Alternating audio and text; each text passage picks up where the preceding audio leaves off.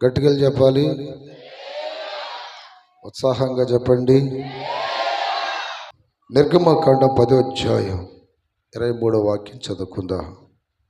3 దినములు ఒకరినొకడు కనుగొనలేదు.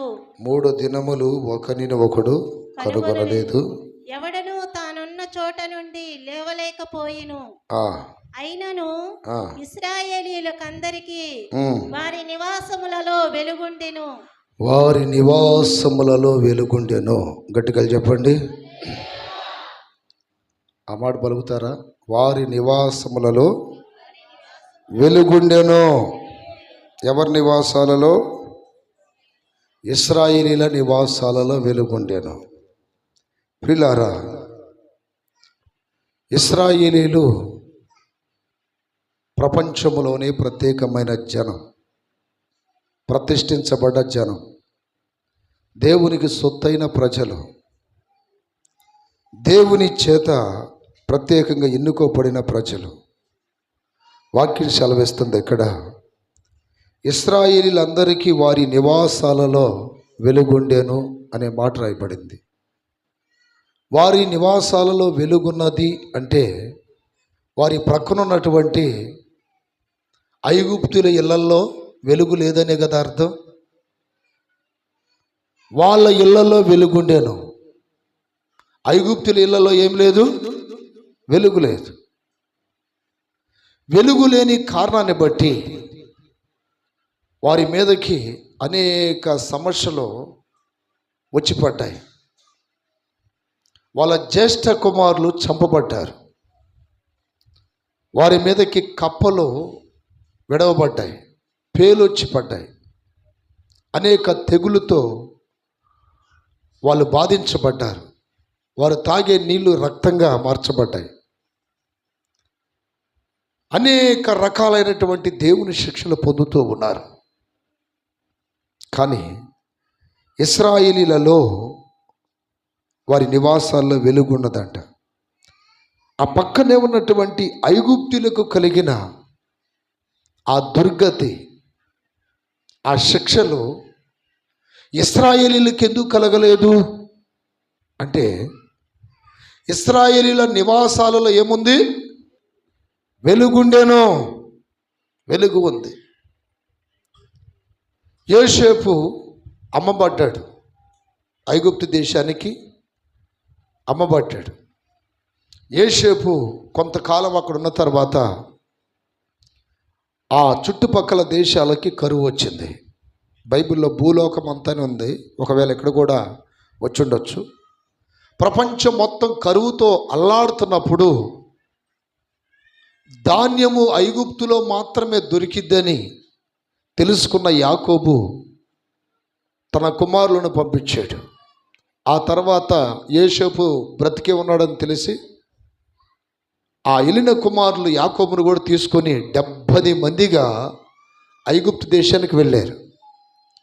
ఐగుప్తులకి ఇశ్రాయేలీలు అంటే హేయులు, అంటే ఒక ఏమంటారంటే తక్కువ జాతి ప్రజలుగా కనపడతారు. ఎందుకో తెలుసా? ఐగుప్తులకి గొర్రెలు మేపే వాళ్ళంటే ఇష్టం ఉండదు. గొర్రెలు మేపుకునే వాళ్ళు, మేకలు మేపుకునే వాళ్ళకంటే వాళ్ళకి పడదు. అందుకని ఈ ఇశ్రాయేలీలను వాళ్ళకి దగ్గరలో ఉంచుకోలేదు. గోషెను అనే వేరొక ప్రాంతంలో వాళ్ళను ఉంచి, ఈజిప్టీలందరూ కూడా వీరొక ప్రాంతంలో ఉన్నారు. దేశం ఒక్కటే, కానీ ఒక భాగంలో ఇశ్రాయేలీలు ఉన్నారు, ఒక భాగంలో ఐగుప్తులు ఉన్నారు. ఐగుప్తులలో ఉన్న అన్ని ఇళ్లలో లైట్ లేదంట, వెలుగు లేదు, చీకటి మయమైపోయినాయి. కానీ దేవుని ప్రజలు అనబడుతున్న ఇశ్రాయేలీల ఇళ్లలో వెలుగు నివాసం చేస్తుందంట. ఈరోజున నా ప్రియమైన బిడ్డలారా, లోకమనే ఈ ప్రపంచంలో మనం ఈ ఐగుప్తు దేశంలో ఇశ్రాయేలీలు ఎలాగున ప్రత్యేకించబడ్డ వారిగా ఉన్నారో, ప్రపంచంలో మనం ప్రత్యేకించబడ్డ వారిగా ఉన్నాం. లోకస్తులకు వస్తున్న తెగుళ్ళు, లోకస్తులకు వస్తున్న నష్టాలు, కష్టాలు, లోకస్తులకు వస్తున్న శ్రమలు, బాధలు, లోకస్తులకు వస్తున్న విపత్తులు, లోకస్తులకు వస్తున్నటువంటి భయంకరమైన శిక్షలు మన మీదకి రాకుండా ఉండాలి అంటే ఇశ్రాయేలీలలో ఇళ్లలో వారి నివాసాల్లో వెలుగున్నట్టుగా మన నివాసాల్లో కూడా ఏముండాలి? వెలుగుండాలి. దేవుని స్తోత్రం కలుగునగాక, స్తోత్రం కలుగునగాక. చూడండి, పక్కనే ఉన్న ఐగుప్తులకి ఏడుపు, వీళ్ళకి ఆనందం. వాళ్ళకి రోగాలు, వీళ్ళు ఆరోగ్యంగా ఉన్నారు. వాళ్ళకి సమస్యలు, వీళ్ళు ఏ ఇబ్బంది లేకుండా ఉన్నారు.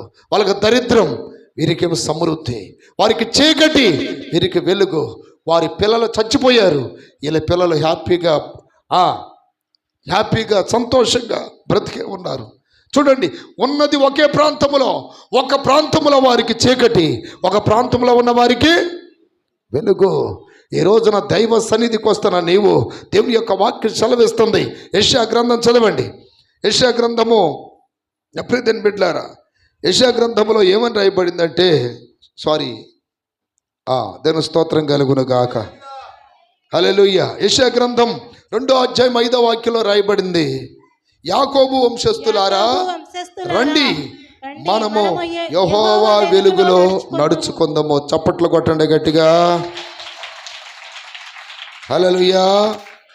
వాక్యం చెప్తుంది ఇక్కడ, యాకోబు వంశస్థులారా రండి, మనము యెహోవా వెలుగులో నడుచుకుందాము.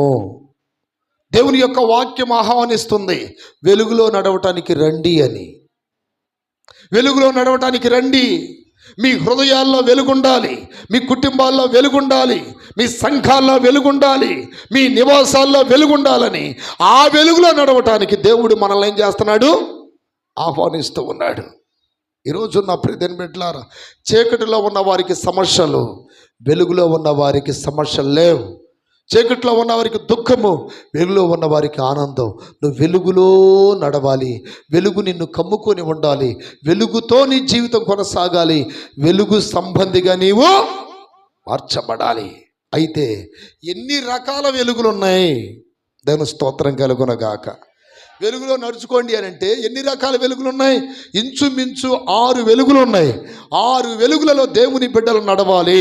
చేతుల పైకి ఎత్తి చెప్పండి, ఎన్ని వెలుగుల్లో నడవాలి?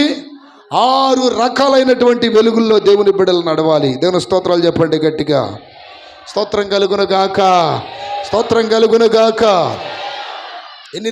ఎన్ని రకాల వెలుగులు? మొట్టమొదటి వెలుగు ఎవరంటే దేవుడే వెలుగు. సమూయేలు మొదటి గ్రంథము, సమూయేలు 2వ గ్రంథము 22వ అధ్యాయం 29వ వాక్యములో భక్తుడు అంటున్నాడు, యెహోవా నీవు నాకు దీపమై ఉన్నావు, యెహోవా చీకటిని నాకు వెలుగుగా చేయును, చీకటిని వెలుగుగా చేయును. దేవుని స్తోత్రం కలుగును గాక.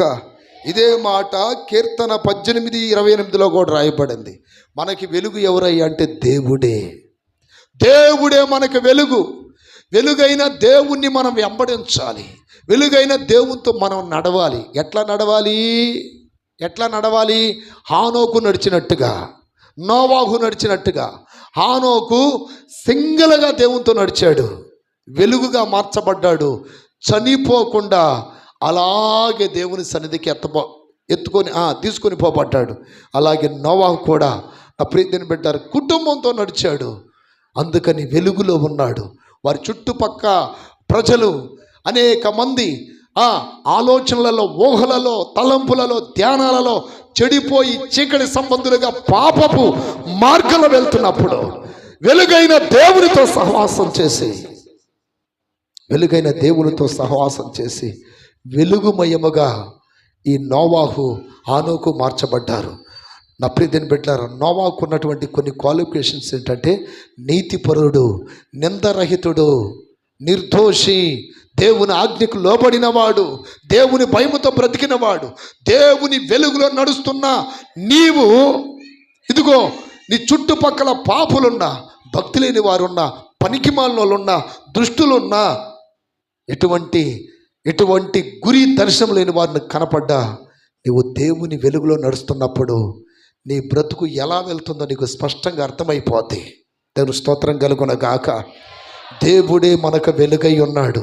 నా నిత్య వెలుగైన నీతి సూర్యుడా, నన్ను వెలిగించిన సర్వలోక జ్యోతిర్మయుడా. ఈ పక్కనే ఉంటారు చీకటి సంబంధులు. ఒకటే, నేను దేవునితో నడుస్తున్నాను. యోహాను మొదటి పత్రికలో ఉంటుందండి, ఆయన వెలుగులో ఉన్న ప్రకారము మనమును వెలుగులో నడిచిన ఎడల అంటాడు. దేవుని స్తోత్రం కలుగును గాక. 1:7 యోహాను మొదటి పత్రిక 1:7లో, అయితే ఆయన వెలుగులోనున్న ప్రకారం మనమును వెలుగును నడిచిన ఎడల మనము అన్యోన్య సహవాసం గలవారమై ఉందాము. ఆగండి. దేవుడు వెలుగు కదా. దేవుని వెలుగులో ఒక వ్యక్తి నడుస్తున్నాడని మనకి ఎట్లా తేట తెల్లమైందంటే, దేవునితో ఎక్కువ క్లోజ్గా ఉంటాడు ఆ వ్యక్తి, దేవునికి దగ్గరగా ఉంటాడు. తన మాటల్లో, ఆలోచనలో, తలంపుల్లో, నడకలో ఎక్కడ చూసినా దేవుడే కనపడతాడు అతనిలో. ఎందుకని? దేవునితో అన్యోన్యమైన సంబంధము ఏ వ్యక్తికైతే ఉంటుందో ఆ వ్యక్తి ఎక్కడ నడుస్తున్నట్టు? దేవుని వెలుగులో నడుస్తున్నట్టు. ఈ రోజున చాలామందికి ఆ దేవునితో అన్యోన్యత లేదు. భార్యాభర్తలో అన్యోన్యత కలిగి ఉంటే వారి మధ్యలో ఏ గొడవలు ఉండవు. అలాగే దేవునితో మనం ఒక అన్యోన్యత ఉంటే, అప్రియమైన బిడ్డలారా, దేవుడు మనకు విరోధి కాలేడు, దేవునికి దూరం కాలేము. ఎంతోమంది నిజమైన దేవుని వెలుగు వారి మధ్యలోకి వచ్చి ప్రకాశిస్తున్నా వారు చీకటికి లోబడుతున్నారు, కానీ వెలుగును మాత్రం లోబట్టలేదు, వెలుగును ప్రేమించడం లేదు. నా ప్రియమైన బిడ్డలారా, దేవునితో అన్యోన్యమైన సహవాసం కలిగి ఉండటమే దేవుని వెలుగులో వెళ్ళటం. దేవుని స్తోత్రాలు చెప్పండి గట్టిగా. ఇప్పుడు అక్కడ ట్యూబ్ లైట్ వెలుగుతుంది, నేను ఇక్కడ నిలబడ్డా.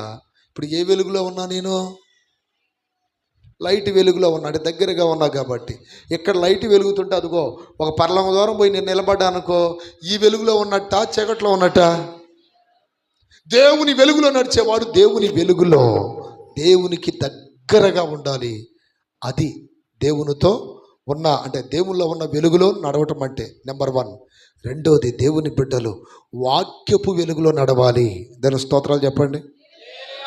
రెండోది ఏ వెలుగులో నడవాలి? వాక్యపు వెలుగులో నడవాలి. చాలామంది దేవుని బిడ్డలు వాక్యాన్ని చూసుకోవట్లా. 119వ కీర్తన 119:105 వాక్యంలో రాయబడింది, నీ వాక్యము నా పాదములకు దీపమును నా త్రోవలకు వెలుగై ఉన్నది. నీ వాక్యము, నోటితో చెప్పండి అందరన్నమాట, నీ వాక్యము నా పాదములకు దీపము నా త్రోవలకు వెలుగై ఉన్నది. కొంతమంది మాకు కూడా ఫోన్ చేసి అడుగుతారు, అన్నయ్య ఇదిగో ఈ పని చేయొచ్చా, అన్నయ్య ఇక్కడికి మేము వెళ్ళొచ్చా, అన్నయ్య మేము తినొచ్చా? దాని స్తోత్ర. అన్నయ్య ఫోన్ కానీ కలవలేదనుకోండి, తినకూడని తినొచ్చు, పోయేసాడకు పోవచ్చు. ఏంటంటే నువ్వు ఫోన్ ఎత్తలేదు అన్నయ్య, అందుకే నేను తిన్నాను అన్నయ్య, అందుకే నేను వెళ్ళాను అన్నయ్య అంటారు. అన్నయ్య ఫోన్ ఎత్తలా, అన్నయ్య దూరంగా ఉన్నాడు. నీ దగ్గర ఏముంది? వాక్యం ఉందిగా, వాక్యం చదువుతున్నావుగా. వాక్యం ఏం చెప్తుంది? అంగీకరిస్తుందా? అంగీకరించడం లేదా? దేవుని బిడ్డలారా, వాక్యపు వెలుగులో దేవుని బిడ్డలు వెళ్ళినప్పుడు మాత్రమే ఐగుప్తులు కలిగిన శిక్షలు దేవుని ప్రజలు అనబడుతున్న ఇశ్రాయేలీయుల మీదకి రాకూడనట్లుగా దేవుడు నిన్ను కంటికి రెప్పలా కాపాడాలంటే దేవుని వెలుగులో వెళ్ళాలి. రెండోది, వాక్యపు వెలుగులో వెళ్ళాలి. నానా రకాలైనటువంటి ఆచారాలు కలిగిన వాళ్ళు మీ పక్కన ఉంటారు. అర్థమైందా? పెళ్ళేమో పాస్టర్ గారు, ముహూర్తమేమో బ్రాహ్మడు. పెళ్ళేమో పాస్టర్ గారు, సమయం నియమించేది బ్రాహ్మడు. దేని స్తోత్రం కలుగునగాక, స్తోత్రం కలుగునగాక. ఒకడు అంటాడు, తాలిబొట్టు కట్టాల్సిందే పాస్టర్ గారు. మా ఊర్లో మా చర్చిలో పాస్టర్ గారు తాలిబొట్టు కట్టిస్తాడండి, పుస్తలు కట్టిస్తాడండి, నల్లపూసలు గొలుసులు కట్టిస్తాడండి, అవి కట్టిస్తాడండి, ఈ కట్టిస్తాడండి అంటారు. దేని స్తోత్రం కలుగునగాక. నేను ఎగ్జాంపుల్ చెప్తున్నా. నిజంగా మీరు వాక్యపు వెలుగులో వెళ్ళే వాళ్ళు అయితే వాక్యం ఏది చెబితే అది చేయాలి. దేవుని స్తోత్రం. పుస్తలు అంటే ఎవరి అండి? అయ్యి అన్యులి. నల్లపూసలు ఎందుకు కడతారు తెలుసా మీకు? నల్లపూసలు శనీశ్వరుడికి గుర్తుంది. ఎవరికి? శనీశ్వరుడికి. నలుపు ఎందుకు పెడతారు? బొగ్గన చొక్కలో దిష్టి తగలకుండా ఉండటానికి. ఈ అందగాడికి అందగత్తికి దిష్టి తగిలిద్దని ఏం పెడుతున్నారు? బొగ్గన సొక్క అంట. దాని స్తోత్రం. హల్లెలూయా. ఈ సొక్క పెట్టకపోతే సాతాను పక్కల ఎరగదంతాడని భయం వాళ్ళకి. అర్థం. ఇంక నీకు సొక్క పెట్టినా కూడా కనపడపోతుండే ఆ బొక్క మీద. మొదలే అది ఆ బాక్సుల కంటే నల్లగుంటి, మళ్ళీ సొక్క పెట్టి బొక్కన చొక్క పెట్టమ్మో, పెద్దది పెట్టమ్మో. ఇవన్నీ ఏంటి? వాక్యపు వెలుగులో వెళ్తున్న ఆచారాలు కాదు. నువ్వు వేసుకున్న తాలిబొట్టు ఎవరిదే? 2 ఉంటాయి. ఎవరే తెలుసు అసలుకి మీకు వాటి గురించి? లేదండి మా వాళ్ళు పూర్వం నుండి ఏం చేస్తున్నారండి. ఆ పూర్వం నుండి చేస్తున్న దౌర్భాగ్యులకు తెలియనటువంటి ఆ రహస్యం ఈరోజు దేవుడు నీకు బయలుపరుస్తున్నాడు. దేవుని స్తోత్రాలు చెప్పండి గట్టిగా. చల్లగా ఉండాలి, లేకపోతే ఎచ్చగా ఉండాలి, కానీ అటుగా ఇటుగా ఉండకూడదు. తాలిబొట్టు ఎవరిది? ఇప్పుడు హిందువుల దగ్గర పోయి అడగండి, తాలిబొట్టు ఎవరిదని. మాదేనండి, మా ఆచారం అండి అంటారు. ఆది దంపతులు అనబడుతున్నటువంటి శివపార్వతులు ఆ దంపతులకు సాదృశ్యముగా ఉండటానికి తాలిబొట్టు కడతారు. అది మన ఆచారమా? నాకు కట్టాల్సిందేనండి. లేకపోతే మా ఊళ్ళు ఒప్పుకోరండి. దేవుని స్తోత్రం కలుగునుగాక. నేను కొన్ని 100 పెళ్ళిళ్ళు చేశా, ఇంతవరకు ఎవరికి తాలిబొట్లు కట్టిలా. దేవుని స్తోత్రం కలుగునుగాక. నా ప్రియదేని బిడ్డలారా, ఎందుకు ఈ విషయం చెప్తున్నానంటే, మనం వాక్యపు వెలుగులో వెళ్తున్న వాళ్ళకి తాలిబొట్టులతో పని లేదు, నల్లపూసలతో పని లేదు, పారాయణాలతో పని లేదు, అలాగే బూడిద గుమ్మడికాయలతో పని లేదు, దిష్టి బొమ్మలతో పని లేదు, తాయితులతో పని లేదు, అలాగే రాగి రేకులతో పని లేదు, నిమ్మకాయలతో పని లేదు, పచ్చిమిరకాయలతో పని లేదు. బాప్తిసం పొందిన మనము క్రీస్తుని ధరించుకొని ఉన్నాం. చప్పట్లు కొట్టండి గట్టిగా. హల్లెలూయా, హల్లెలూయా. ఇవన్నీ బైబిల్లో తప్పని చెబుతున్నా ఇంకా చెయ్యొచ్చని ఎవరైనా ఈ అటు ఇటు కానీ తాడు బంగారులైన పాస్టర్లు చెబితే వాడు కూడా శేఖర్ సంబంధే. ఏ సంబంధం? వాడు వెలుగులో వెళ్తున్నాడు కాదు, వాక్య ప్రకారం జీవిస్తున్నవాడు కాదు. అర్థమైందా? వాడికి ముందు తలకాయ తెలియదు, వెనక తోక తెలియదు. దేవుని స్తోత్రం. వాక్యంలో ఏం తెలియదు. అలాంటి వాళ్ళను కూడా ఎంబడించకూడదు. దేవుని స్తోత్రం కలుగునుగాక. మనం చేసేది వాక్యము అంగీకరిస్తుందా లేదా? వాక్యము అంగీకరిస్తుందా లేదా? ఇవన్నీ కరెక్ట్గా పాటిస్తే యోబు చుట్టూ కంచి వేసినట్టు నీ చుట్టూ కంచేస్తాడు. యోబు పిల్లల కంచేసినట్టు నీకు కంచేస్తాడు. యోబు భార్యకి వేసినట్టు యోబుకి వేసినట్టు నీకు కంచేస్తాడు. నువ్వు ఇట్లాంటివన్నీ చేయకుండా వాక్యం పక్కన పెట్టేసి వాక్యమందు సంతోషం లేక వాక్యాన్ని అసహించుకొని వాక్యాన్ని వెనక పంపించేసి నీ ఇష్టానుసారంగా నువ్వు కట్టుకుంటున్నావు కాబట్టి బుద్ధిహీనుడు అయిపోతున్నావు. గాలి తుఫానులు నీ మీద వీచగా నువ్వేమైపోతున్నాడు? కూలిపోతున్నావు. కారణం ఏంటి? కింద బలము లేదు, శక్తి లేదు. ఎటు వెళ్తున్నాడు ఈ మనిషి? వెలుగులో వెళ్తున్నవాడు కాదు, చీకట్లో వెళ్ళిపోతున్నాడు. వాక్యపు వెలుగులో నీ వాక్యము నన్ను బ్రతికించెను. బ్రతికించేది ఏంటిది? మనల్ని వాక్యము. ఈ ఆచారాలన్నీ ఎక్కడే అండి? ఇప్పుడు అందుకని హిందువులు కూడా కొంతమంది ఈ అన్యులు మనల్ని ఎందుకు తిడుతున్నారంటే, మీరు క్రైస్తవ రూట్లో వెళ్ళిపోండి, మళ్ళీ మాయి తీసుకొచ్చి కాపీ కొట్టి మళ్ళీ మమ్మల్ని విమర్శిస్తున్నారు ఏంటి? మీరు క్రైస్తవులుగా ఉండండి, ముస్లిం సహోదరులు ముస్లిం లాగానే ఉన్నారు. మళ్ళీ మా తాలిబొట్లు కట్టుకొని మా నల్లపూసలు వేసుకొని మా ఆచారాలని చేస్తూ మళ్ళీ మేము కిటియన్స్. ఎవరంట? కిటియన్స్ అంట. అన్ని జనుల ఆచారములు వ్యర్థములు అంటాడు ఇర్మియా గ్రంథం 10:2. అన్యజనుల ఆచారములు వ్యర్థములు, అవి దేవుడికి ఇష్టము కాదు. దేవుని స్తోత్రం కలుగునుగాక. స్తోత్రం కలుగునుగాక. స్తోత్రం కలుగునుగాక. అన్నయ్య ఇల్లు కట్టుకున్నాగా చిన్న బూడిద గుమ్మడికాయ కట్టుకోమంటావా? ఇంటికి ఎందుకు? నీ మెడ కట్టుకో. ఇంటికి కట్టుకునేది ఎందుకు? దిష్టి తగలకుండా ఉంటారు కదా. అదే నీకు కూడా దిష్టి తగలకుండా ఉండటానికి ఏం చేయాలి? మెడ కూడా కట్టుకో. అన్నయ్య ఇంటికి చిన్న రక్షరేఖ కట్టుకోమంట. ఎందుకు? నీ మెడ కట్టుకో. ఆ ఇల్లు ఏముంది? అది కాదు 10 ఇల్లు కట్టుకోవచ్చు. నువ్వు పోయావు అనుకో, అసలుకి ఏం కట్టలేవు కదా. ఆ బూడిద గుమ్మడికాయ, ఆ రక్షరేకు, తర్వాత నిమ్మకాయలు అవన్నీ నువ్వు కట్టుకోవాలి. ఎందుకని? ఇల్లుదేముంది పాపం, దాంట్లో జీవం ఉండదు కదా. ముందు నువ్వు కట్టుకుంటే నువ్వు బ్రతికి 4 రోజులు. అర్థమైందా? అందరిని చెడగొట్టడానికి ఉపయోగం కదా నువ్వు. దేవుని స్తోత్రం. దైవ సన్నిధికి వస్తున్న దేవుని బిడ్డలారా, వాటితో మనకు సంబంధమేమీ లేదు. చేతులు పైకెత్తి గట్టిగా చెప్పండి. మనం బాప్తిసం పొందిన వెంటనే క్రీస్తుని ధరించుకున్నాం. మనం చప్పట్లు కొట్టండి గట్టిగా. బాప్తిసం పొందిన వెంటనే క్రీస్తు మనకి కంచె వేసేసాడు. ఇక మన వాక్యపు వెలుగులో వెళ్ళాలి. వాక్యము చేత, ఆ వాక్యముని ఉదకము చేత ఉతకపడాలి, కడగబడాలి. వాక్యపు దాన్ని ఏమంటారంటే ఆ దిక్చూచిని పట్టుకొని మనం నడవాలి. వాక్యం అంగీకరిస్తుందా లేదా? వాక్యానుసారంగా ఉన్నామా లేదా? దేవుని స్తోత్రం కలుగునగాక. వాక్యపు వెలుగులో మనం వెళ్ళకపోతే ఒక దినాన దేవుడు అంటాడు, నీ రూట్ ఏంటి నాకు తెలియదు, నువ్వు ఎటిల్లేవు నాకు తెలియదు, అసలు నువ్వు ఎవరో మీరెవరో నాకు తెలియదు. ప్రభా I don't know, get out. నువ్వెవరో నాకు తెలియదు, పో.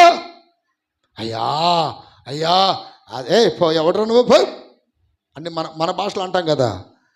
వాక్యపు వెలుగులో వెళ్ళనటువంటి క్రైస్తవులకి ఒకరోజు ఈ దుర్వార్త వినబడబోతుంది తొందరలో. అందుకని దేవుని బిడ్డల వాక్య ప్రకారం జీవించాలి. వాక్యపు వెలుగులో వెళ్ళాలి. వాక్యం ఏం చెప్తుందో దానికి లోబడాలి. ఎవరో గ్రంథాల ఆచారాల ప్రకారం, ఎవరో గ్రంథాల వాళ్ళ విధానాలు కాపీ కొట్టి మన దాంట్లో కలుపుకొని ఇలా చేయొచ్చు, అలా చేయొచ్చు. అది ఆ చర్చికి పోయే వాళ్ళు చేస్తున్నారుగా, ఈ చర్చికి పోయే వాళ్ళు చేస్తున్నారుగా. ఆ పాస్టర్ గారు ఏమన్నాడుగా, మన పాస్టర్ గారికి ఏమొచ్చింది, ఏం పోయే కాలం వచ్చింది జెర్మియా పాస్టర్కే, ఇన్ని చెప్పి చేస్తాడు అని తిట్టుకునే వాళ్ళు లేరా? బొచ్చెడు మంది. ఆయనకు తెలుసు బాగా.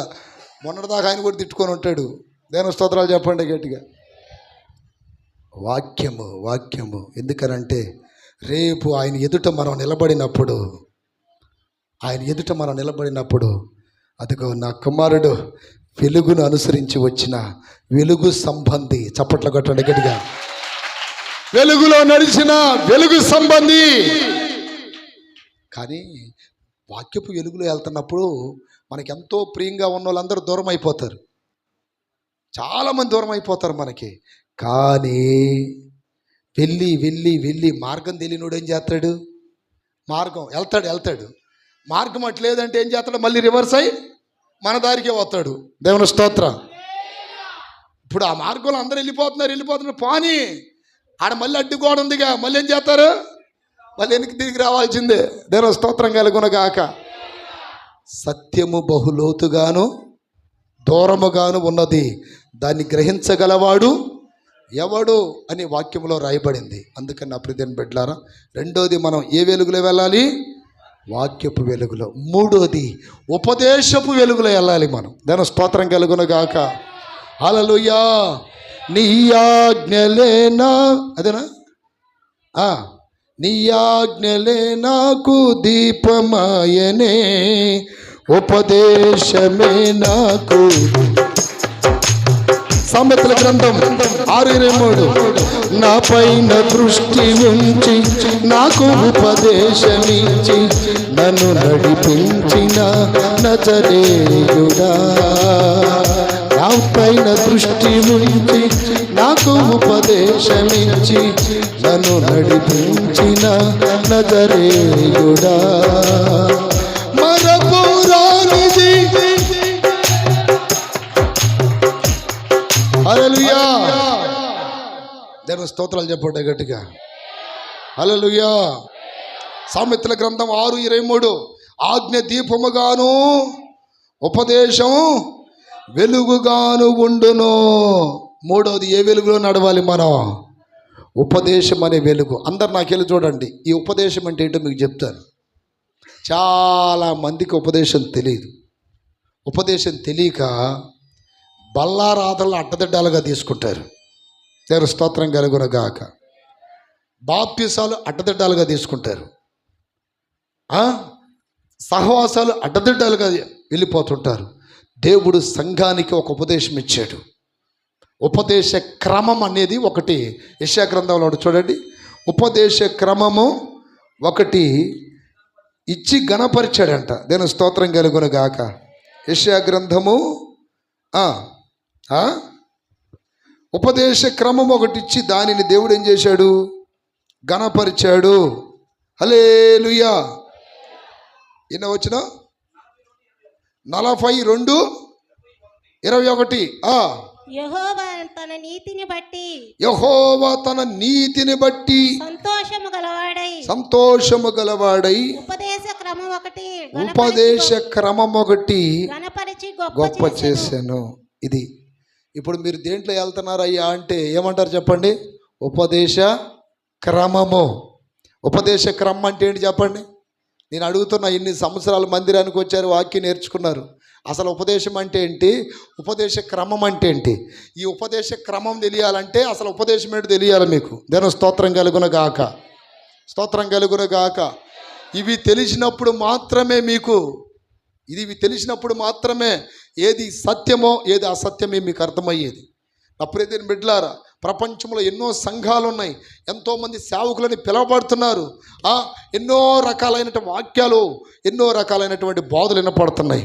కానీ ఉపదేశం అంటే ఏంటి తెలుసా?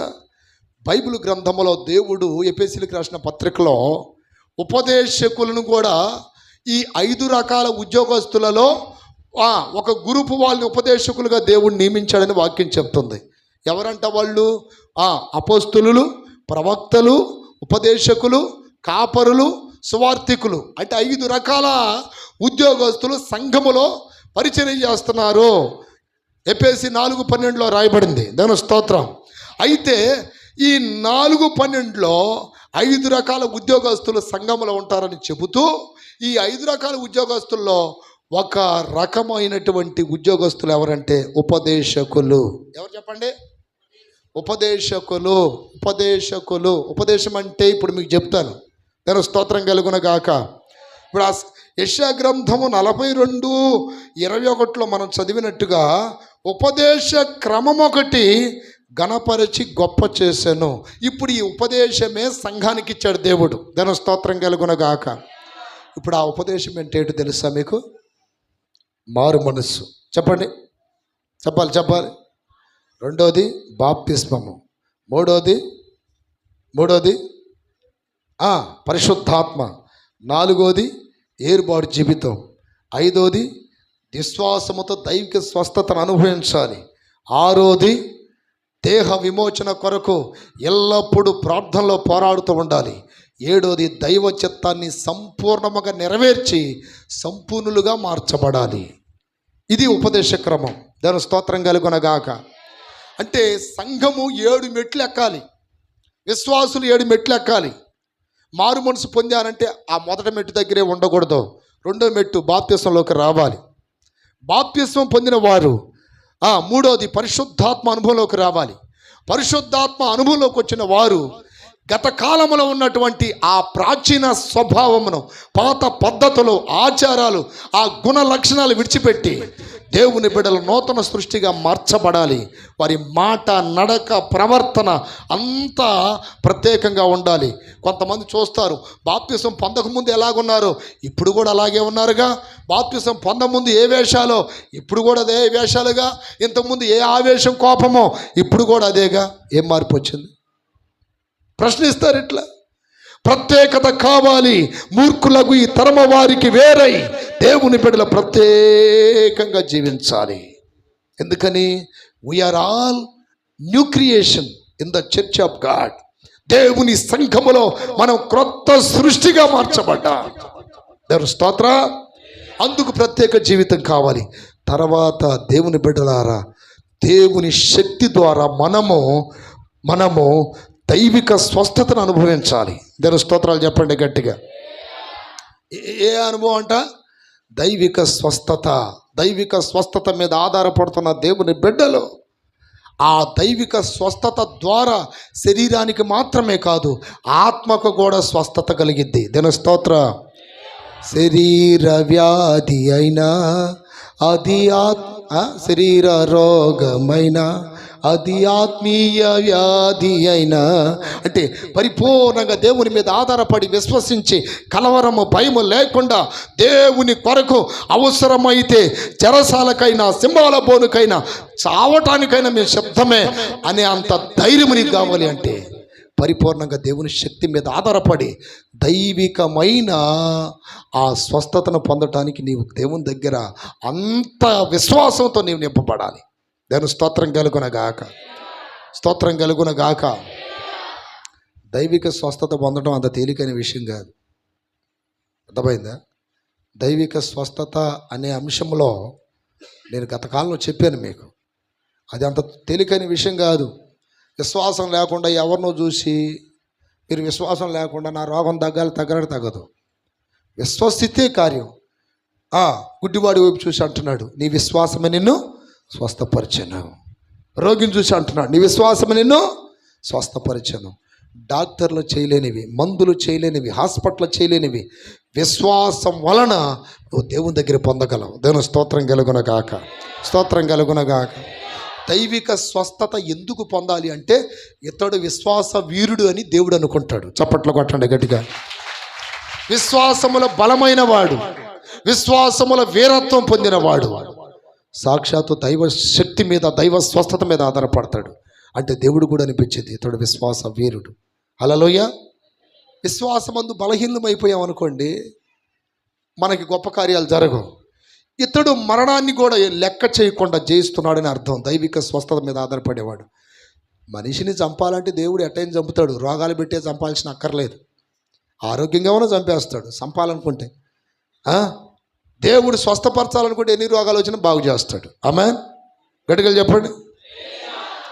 దైవిక స్వస్థతలోకి రావాలంటే పరిపూర్ణమైన విశ్వాసం నీకు ఉండాలి. తర్వాత దేవుని బిడ్డలు, నా ప్రియమైన బిడ్డలారా, వారు మనసు బాప్తిస్వం, పరిశుద్ధాత్మ, వేరుబాటు జీవితం, దైవిక స్వస్థత, అలాగే దేహ విమోచన కొరకు ఎల్లప్పుడూ ప్రార్థనలో పోరాడుతూ ఉండాలి. అన్నం తినేటప్పుడు అయ్యా ఆహారాన్ని పరిశుద్ధపరచయ్యా, తింటున్న బలం రావాలయ్యా, నా భార్యని దంతానికి నా భర్తను తంతానికి అని కాదు, అట్టాడి ప్రార్థనగా చేయాల్సింది. దేహ విమోచన, గొంగలి పురుగులో నుండి చేతకొక చిలుక రావటానికి ఎట్ట పోరాడుతూ ఉంటుందో అదే రీతిగా ఈ దేహ విమోచన కొరకు గొవ్వల వలె మూలుగుచు ఎప్పుడయ్యా దీంట్లో నుండి ఒక నూతన జీవితం బయటకు వచ్చేదని రోజు కన్నీటితో మహారోదనతో ప్రార్థన చేస్తూ ప్రార్థనలో పోరాడుతూ ఉండాలి. దేవుని స్తోత్రం కలుగునగాక. ప్రార్థనలో పోరాడుతూ ఉండాలి. మీకు ప్రార్థన విషయంలో మర్మం చెప్తానండి. ఈ భూమి వరకే నా బ్రతుకు అనుకునే వాళ్ళు మాత్రం ఈ అన్నాలకు ప్రార్థన చేసుకొని, పనులకు వెళ్ళేటప్పుడు ప్రార్థన చేసుకొని, పడుకునేటప్పుడు ప్రార్థన చేసుకొని, ఏదైనా అవసరానికి చేసుకుంటారు. కాదు, ఈ లోకం నాది కాదు, నా లోకం అది. ఈ లోకంలో నేను యాత్రికుడను, పరదేశిని, నేను ఒక ఫారినర్ని. ఇక్కడ నా గుడారం శిథిలమైపోద్ది, ఏదో ఒక దినాన్ని నేను అక్కడికి వెళ్ళిపోతాను, నా పౌరత్వం అక్కడుంది అనుకునేవాడు ప్రతిరోజు దేహ విమోచన కొరకు ఏం చేస్తాడు? ప్రార్థనలో పోరాడుతూ ఉంటాడు. ఇది ఇంకా ఈ లోపం ఉంది నాకు, ఇది ఇంకా ఇది ఉంది నాయన, దీని నుండి ఎప్పుడు విడుదల పొందాలి, ఒకవేళ ఇప్పుడే నువ్వు వస్తే నా పరిస్థితి ఏంటి, ఇన్ని లోపాలతో నేను అక్కడికి రాగలనా, ఇన్ని తప్పులతో నేను అక్కడికి రాగలనా, నాలో శరీరాశ ఉందే, నేత్రాశ ఉందే, జీవపుడంబం ఉందే, ఈ లోపాలతో నేను అక్కడికి ఎలా రాగలను? సంపూర్ణత అంటే ఈ లోపాలని సావటానికి ప్రార్థనలో పోరాడుతూ ఉంటాడు. ఎట్ట పోరాడతాడు? ఈ భాష అంటే ఈ ప్రార్థనతో కాదు, పరిశుద్ధాత్మల ప్రార్థన చేయొచ్చు, అన్య భాషలతో మాట్లాడుతూ ఈ శరీర క్రియలన్నిటి ఏం చేస్తాడు? చంపేస్తూ ఉంటాడు. దేవుని స్తోత్రం కలుగునగాక. అందుకే రోమాపత్రిక 8, 12, 13, 14 వాక్యాలు ఏమని రాయబడిందంటే, ఆత్మ చేత శరీర క్రియల చంపితేనే మీరు జీవిస్తారు. అంటే ఎక్కడ? అక్కడ. దేవుని స్తోత్రం. ఏదో కాసేపు చేసుకునే ప్రార్థనలు అసలు దేనికి పనికిరా, దేనికి సరిపోయినాయి కాదు. దేవుని బిడలారా, ప్రార్థనలు ఎక్కువ పోరాడాలి. తాత బ్యాబ్యా మేమా ఆ ప్రార్థనలో కాదో, ప్రార్థనలో కూర్చుంటే ఒక పోరాటం. తెలుగు బైబిల్లో ప్రార్థన ఉంది. అసలు మూల భాషలో ప్రార్థన అంటే ఏమని ఉందో తెలుసా? బలి. ప్రార్థన అంటే ఏమని ఉంది? బలి. ఒక గొర్రెకి లేకపోతే ఒక పొట్టేలుకి మెడకాయని కట్ చేసేటప్పుడు ఎంత విలవిల్లాడిపోద్ది, ఒక పక్షికి మెడకాయ కట్ చేసేటప్పుడు ఎంత విలవిల్లాడిపోద్ది. ప్రార్థనలో దేవుని బిడ్డలు అంత విలవిలలాడిపోవాలి. దేవుని స్తోత్రం కలుగునగాక. సుఖమారి ప్రార్థనలు, ఏ బాధ, కష్టము, వేదన లేకుండా చేసే ప్రార్థనలు నిన్ను సంపూర్ణతలోనికి తీసుకురావు. కొంతమంది ప్రార్థన చేస్తా ఎట్లా అంటుంటారు. దాని స్తోత్రం. ప్రార్థన చేత కుర్చీలు పెడతారా? హల్లెలూయా. ప్రార్థనలో ఏమీ పవర్ లేదు, ఆరిపోయాయి. ప్రార్థనలో నిత్యం పోరాడువారే. దాని స్తోత్రం కలుగును గాక. ప్రార్థనలో నిత్యం పోరాడువారే ప్రభుని దీనత్వం ధరించిన. ప్రార్థనలో ఏం చేయాలి? ప్రార్థనలో నిత్యం పోరాడు వారే. కళ్ళకి పదుగో ఆ రాజ్యమే కనపడుతుంది, ఆ బంగారు వీధులే కనపడుతున్నాయి, ఆ 12 గుమ్మాలే కనపడుతున్నాయి, ఆ 12 కలిగి ఆ దేవదూతలు, ఆ అపోస్తుల పేర్లు, ఇశ్రాయేలు గోత్రికుల పేరు కలిగిన దగదగ మెరుస్తున్న నూతన యెరూషలేమే కనపడుతుంది వారికి. భూమి కనపడట్లేక ఈ లోకంలో మీ గుడ్డి వారిమే, మాకు అదే కనపడుతుంది. అంటే ఏ నేత్రాలు తెరిచాడు దేవుడు? వీళ్ళకి ఆత్మ ద్వారా మనోనేత్రాలు తెరిచాడు. అందుకని దేహ విమోచన కొరకు యెషయా వచ్చి హిజ్కియాతో అంటున్నాడు, నీ ఇల్లు చక్క పెట్టుకొని. దేవుడు కూడా అంటున్నాడు, నీ ఇల్లు చక్క పెట్టుకో, త్వరలో నీవు ఎత్తబడబోతున్నావు. ఇదిగో ప్రస్తుతానికి నీకు 100లో 30 తప్పులే కడగబడ్డాయి, ఇంకా 70 ఉన్నాయి. ఇదిగో 100లో నీకు 40 కడగబడ్డాయి, ఇంకా 60 ఉన్నాయి. 100లో నీకు 50 కడగబడ్డాయి, ఇంకా 50 తప్పులు ఉన్నాయి. ఎప్పుడు కడుక్కుంటావు? ఈ కడుక్కుంటే నువ్వు అక్కడికి వచ్చేది. ఆ 50 తప్పులతో నువ్వు చచ్చిపోయావు అనుకో, ఎత్తబట్టడానికి అవకాశం లేదా.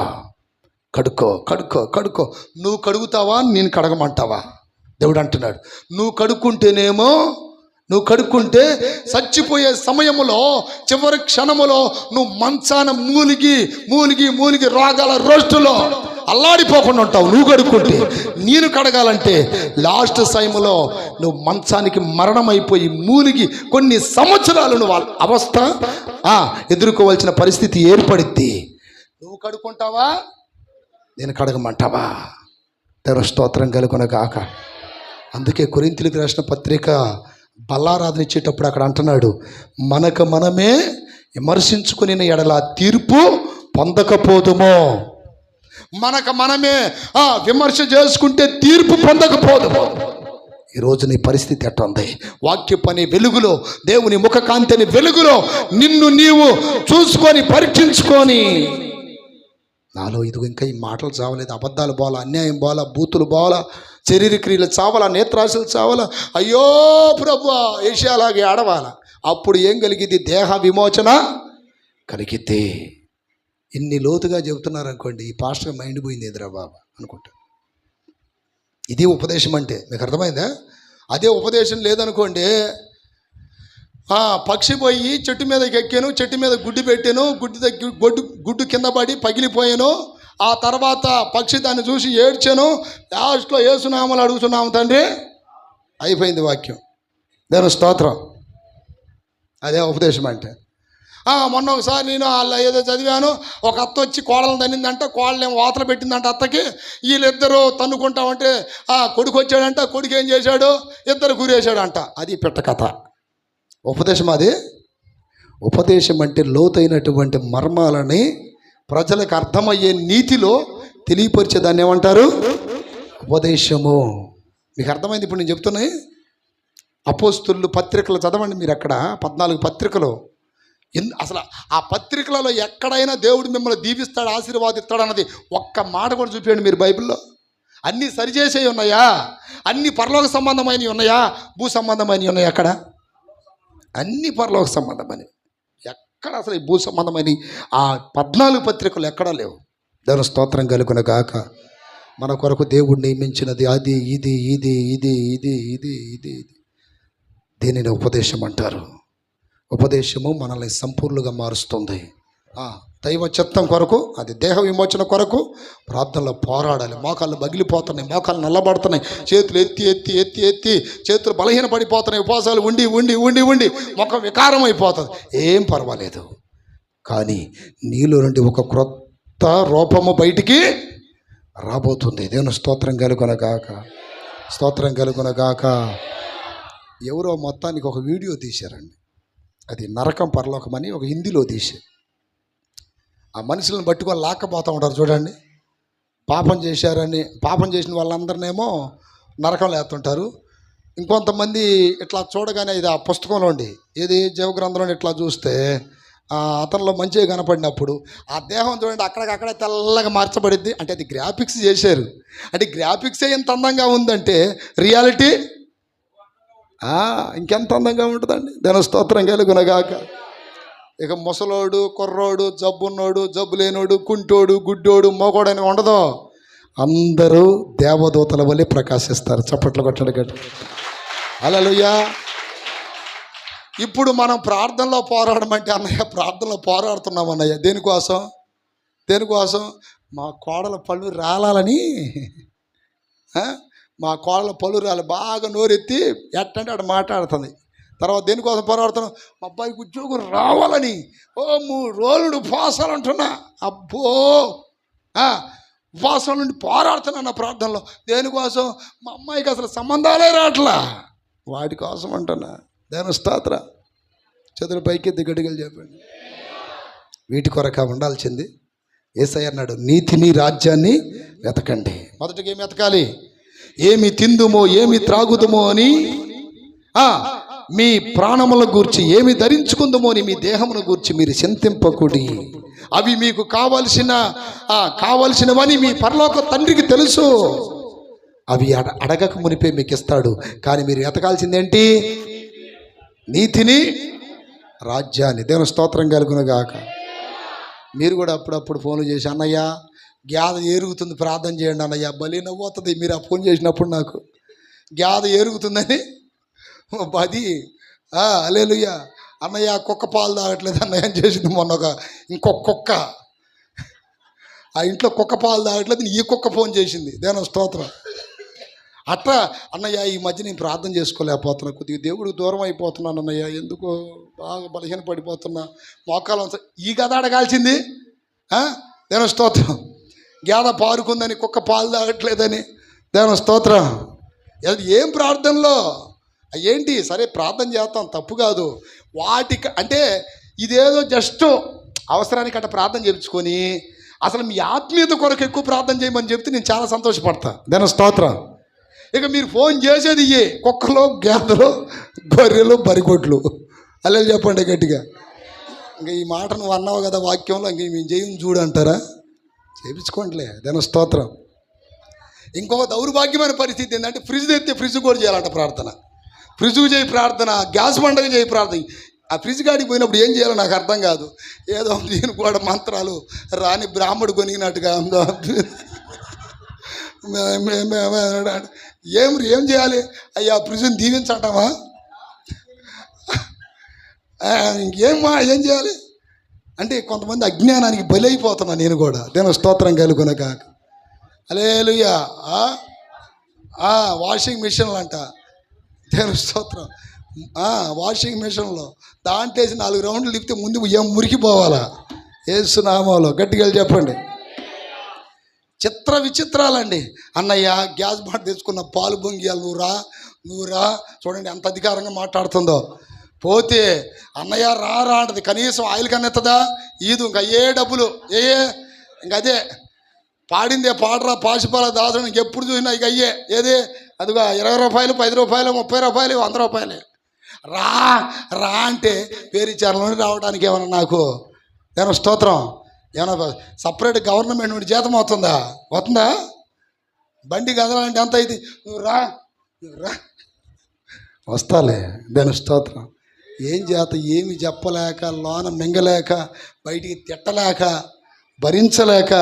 దాని స్తోత్రం. నిజం చాలా ఎట్టోడదంటే, నేను ఒకసారి వినకొండ నుండి పేరిచేర్లు వెళ్తున్నప్పుడు ఒక పిచ్చోడు రైల్లో అందరిని కొడుతున్నాడు. నా దగ్గర కూడా వచ్చాడు కొట్టడానికి. వాడికి పిచ్చోడని తెలియలా. అందరిని కొడతాడు, సైలెంట్గా ఉంటున్నారు. వాడిని ఎవరు పట్టుకోవట్లేదు ఏందని. వాడు పిచ్చోడు అనుకోవట్లా. అసలు ఏంది వీడికి మైండ్ పోయిందా ఏంటి అది ఇదని అట్లా అనుకోండి. నా దగ్గరికి వచ్చేళ్ళకి ఇట్ట కొట్టబడి ఇట్టన్నాడు. వాడు ఇట్టన్నా తనకనే ఇట్ట అంటున్నాడు. ఈలోపు 4 వచ్చి పట్టుకున్నారు వాడిని. వాళ్ళు అన్నారు, ఏమనుకో మాకండి వాడికి పిచ్చిలేసిందిలే అన్నాడు. దాని స్తోత్రం కలుగునక. ఆ పట్టుకోవడానికి వచ్చిన వాళ్ళు కొమ్ముడు గుమ్మాడండి వాడు. ఇటు కొట్టేళ్ళకి ఒకడేమో అదేంటి అది ఉంటుంది కదా కిటికీ, ఒకడు వచ్చి అవతల పడ్డాడు. అది ఒక ముసలి దాని మీద పడాలి కానీ మీ దినం చెయ్య మీ నాశనం కానీ అంటుంది. ఆ గోంగూర ముసలిది గోంగూర కట్టలు అమ్ముకుంటుంది. పాపం ఆ గంప తెచ్చి ఆ కిటికీ పక్కన కూర్చుంది, గాలి ఆడాలంట ఆమెకి. ఇట్లా గుద్దగాని పోయి ఆ గంపలో పడ్డాడు ఈడు. దేవుని స్తోత్రం. ఆ గంప అంతా ఇరిగిపోయి గోంగూర అంతా చిల్లా చెదరమైంది. మీ దినం చెయ్య మా మీద పడ్డారేంది. ఆ రైలు కింద పడవచ్చు కదరా మీరు, దాని కింద పడవచ్చు కదరా. పొద్దున్న నా జీవన వ్యాపారం అంతా నాశనం చేశారు. దేవుని స్తోత్రాలు చెప్పండి. ఇలాంటివి ఎన్నండి. చూడండి, వాక్యం చెబితే మీరు ఒక్కల నవ్వాల ఇందాకడ దాకా. ఇవి చెబితే చూడండి. దేవుని స్తోత్రం. ఈరోజు దొరికారు, మిమ్మల్ని అంత తేలిక వదులుతాను అనుకుంటున్నారా? 3 అవ్వాల్సిందే. అల్లు చెప్పాలి గట్టిగా.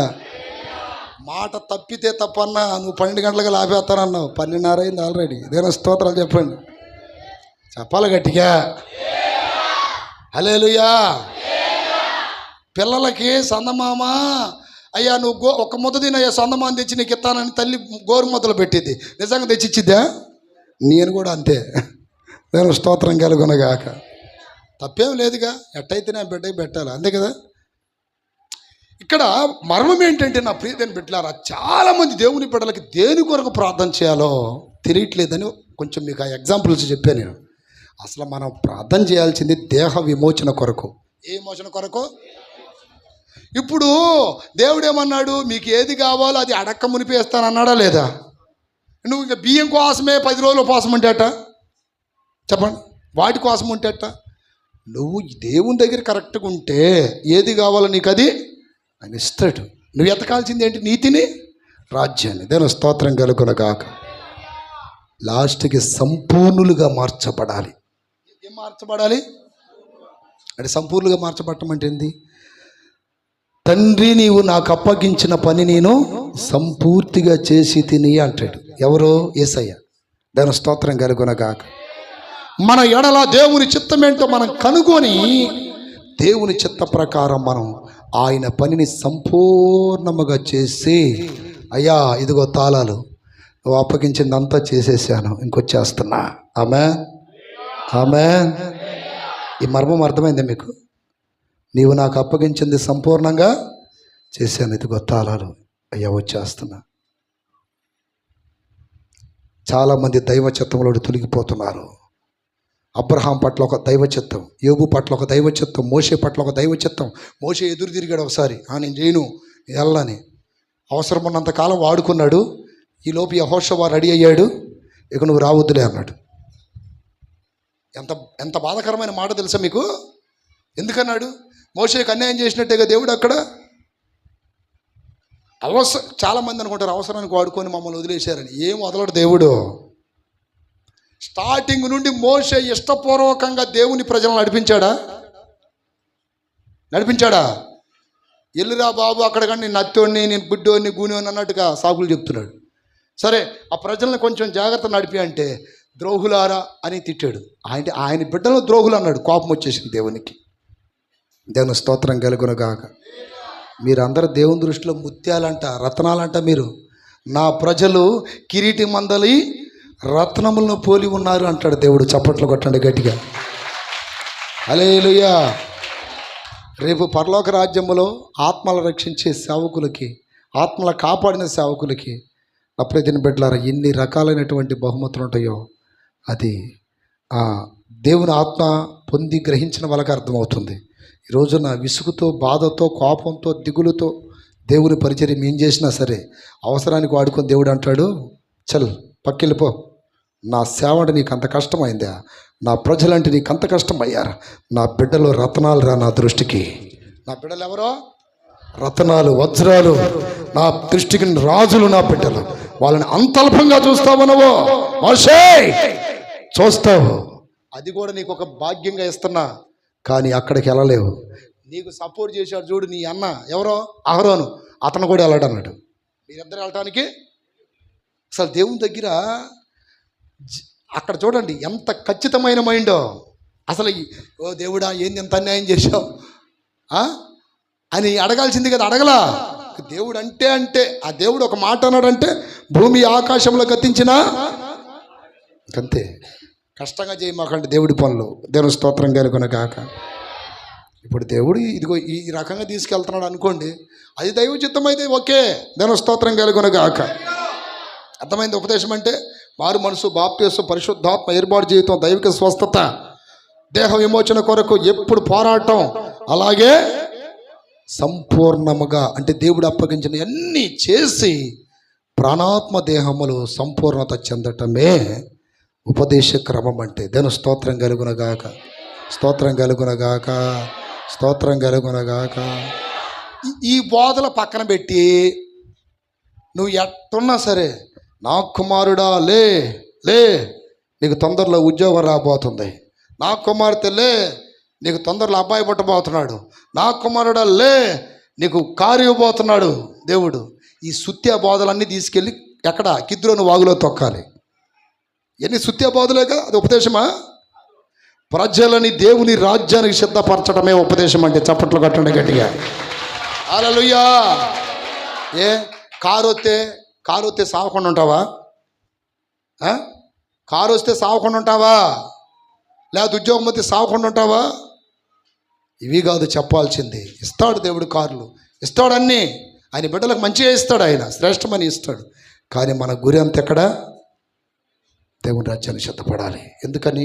అల్పమైన జీవితం, నీటి మీద తేలిన బుడగ వంటి నీ బ్రతుకు ఎప్పుడు పగిలిపోవునో తెలియదురా నీకు. విజయవాడ మొత్తం వరద వచ్చింది. ఎంత డబ్బు సమకూర్చుంటారు వాళ్ళు? ఎన్ని కార్లు మునిగిపోయినాయి, ఎన్ని బస్సులు మునిగిపోయినాయి, ఎన్ని లారీలు మునిగిపోయినాయి, అవన్నీ ఏమైపోయినాయి. రేపు ఆ ప్రళయం ఇంకొక నెల ఉంటే ఒక్కడన్నా బతుకుతాడా? కట్టుకున్న అందమైన భవనాలన్నీ ఏమైపోయినాయి? మొత్తం శ్మశానం అయిపోయింది. ఒక్క నెల రోజులు కానీ అట్టుంటే. దేవుడు ఎట్నో కొంతమంది దేవుని బిడ్డలను మన ఇంట్లో పెట్టుకొని, నేను అనుకుంటున్నా దేవుని బిడ్డల కోసమే దేవుడు విజయవాడని కాపాడాడు. దేవుని స్తోత్రం కలుగునగాక. ఎందుకనంటే విజయవాడలో కూడా మంచి భక్తులు ఉన్నారు, ఆత్మీయులు. దేవుని స్తోత్రం కలుగునగాక. కొంతమంది భక్తుల కోసం కాపాడాడు అక్కడ. లేకపోతే మొన్న కేరళ వచ్చినట్టుగా అటు ఇటు కొండ చర్యలన్నీ ఇరిగి పడిపోతే, ఇటు ఈ నది అటు బొడమేరు రెండు ఏకమైపోతే సముద్రం అయిపోయేది. ఎన్ని రోజులు పట్టేది ఆ వాటర్ పోవటానికి? ఎన్ని రోజులు పట్టేది. అందుకనే ఈ భూమి మీద ఏదైనా స్థిరమని మనసులో ఎప్పుడు అనుకోకూడదు.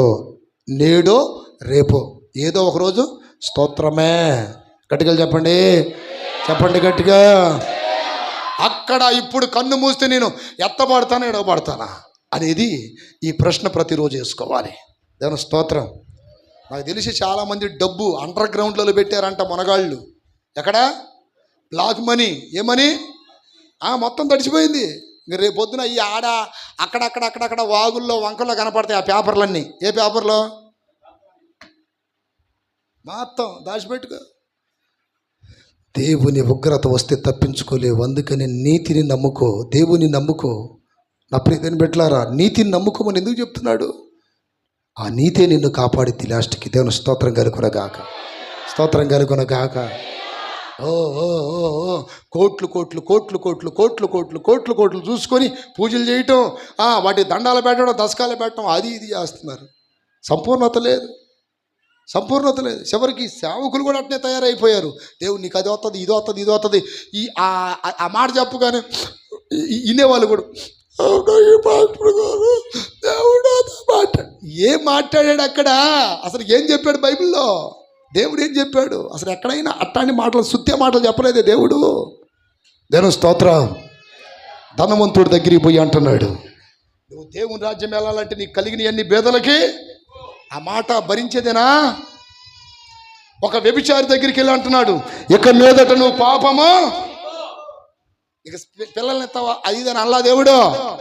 ముందు మారు. నువ్వు సైనికుల దగ్గరికి వచ్చి అంటున్నాడు, యోహాను బాప్తిస్మం ఇచ్చే యోహాను, చాలా మందిని మీరు బాధ పెట్టమాకండి. ఎవరు స్తోత్రం. ఇది కదా వాక్య ఉపదేశం అంటే. ఈ వాక్యం పక్కన పెట్టేసి ఈ సుత్యాబోధాన్ని బోధ చేసి మళ్ళీ దేవుడే మాకు తెలియపరిచాడని పచ్చబద్ధాలు ఆడుతున్నారు. దేవుని స్తోత్రం కలుగునగాక, స్తోత్రం కలుగునగాక. ప్రియ దేవుని సంఘమా, మన జీవితాల్లో చాలా చాలా చాలా చాలా మనం గ్రహించవలసి ఉన్నది. దేవుని స్తోత్రం. ఒకటి, ఏ వెలుగులో వెళ్ళాలి మనం? రెండోది మూడోది నాలుగోది చదవండి. దేవుని స్తోత్రం కలుగును గాక. సత్క్రియలనే వెలుగులో మనం వెళ్ళాలి. దేవుని స్తోత్రం. ఏ క్రియలండి? మత్తయి సువార్త 5వ అధ్యాయం 16వ వాక్యం. 5:16. దేవుని స్తోత్రం కలుగును గాక. ఈ లోకానికి వచ్చిన వేళ ఏమి తెచ్చావు? 2 వెళ్ళే వేళ వెంట ఏమి తీసుకుపోతావు? ఈ లోకానికి వచ్చిన వేళ ఏమి తెచ్చావు? ఆమె సత్క్రియలు అనేది మంచి క్రియలు. వాక్యం చెప్తుంది అక్కడ, మనుషులు మీ సత్క్రియలను చూసి పరలోకమందున్న మీ తండ్రిని మహిమపరచునట్లు వారి ఎదుట మీ వెలుగు ప్రకాశింపనీయుడి. ఇక్కడ చూడండి, దేవుని బిడ్డలు 4వది సత్క్రియలనే వెలుగు. అంటే మేలులు మంచి పనులు చేస్తుండాలి దేవుని బిడ్డలు. నిన్న ఎగ్జాంపుల్, ఈ వరదలు వచ్చినాయి, చాలామంది ఎవరికి తోచింది వాళ్ళు చేస్తున్నారు. దేవుని స్తోత్రం. ఏది భోజనాలు పెట్టేవాళ్ళు కొంతమంది పాల ప్యాకెట్లని, బట్టలని, దుప్పట్లని అవన్నీ. ఓకే తప్పులేదు.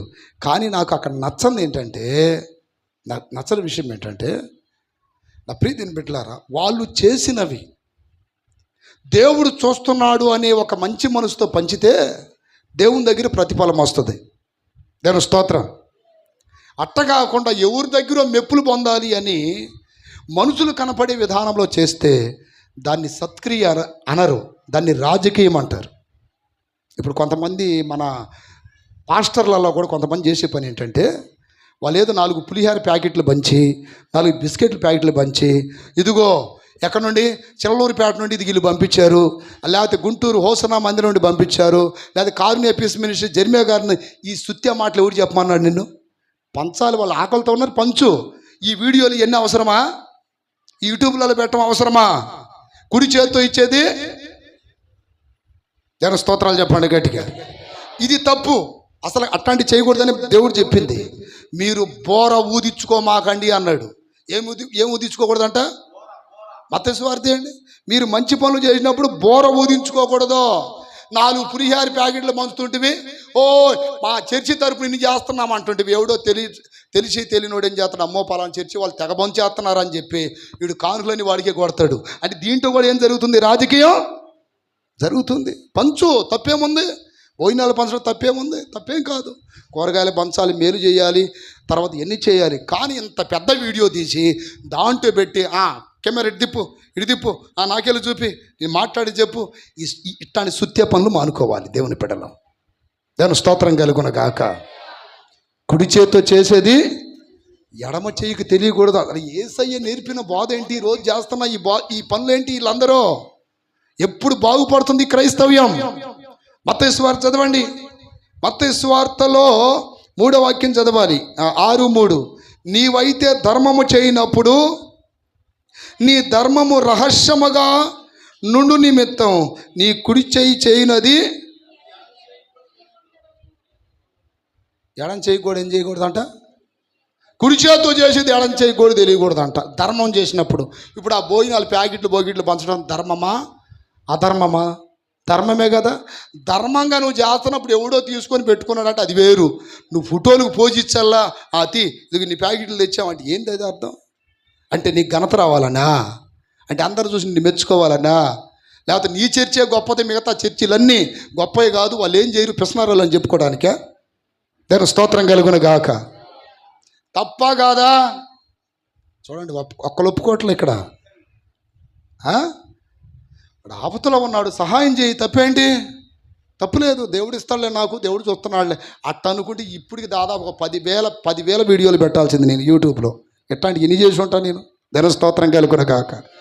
ఏ రోజైనా మీకు కూడా చెప్పను, నేను ఎన్నో చేసి ఉంటాను. ఇప్పటికి చేస్తూనే ఉన్నా, అప్పటికేంటి ఇప్పుడు కూడా. కానీ అక్కడ వాక్యం చెప్తున్న మాట ఏంటి? నీవైతే ధర్మము చేయనప్పుడు నీ ధర్మం ఎట్టుండాలి? అడది యూట్యూబ్లోకి ఎందుకు వస్తుంది ఆ ధర్మము?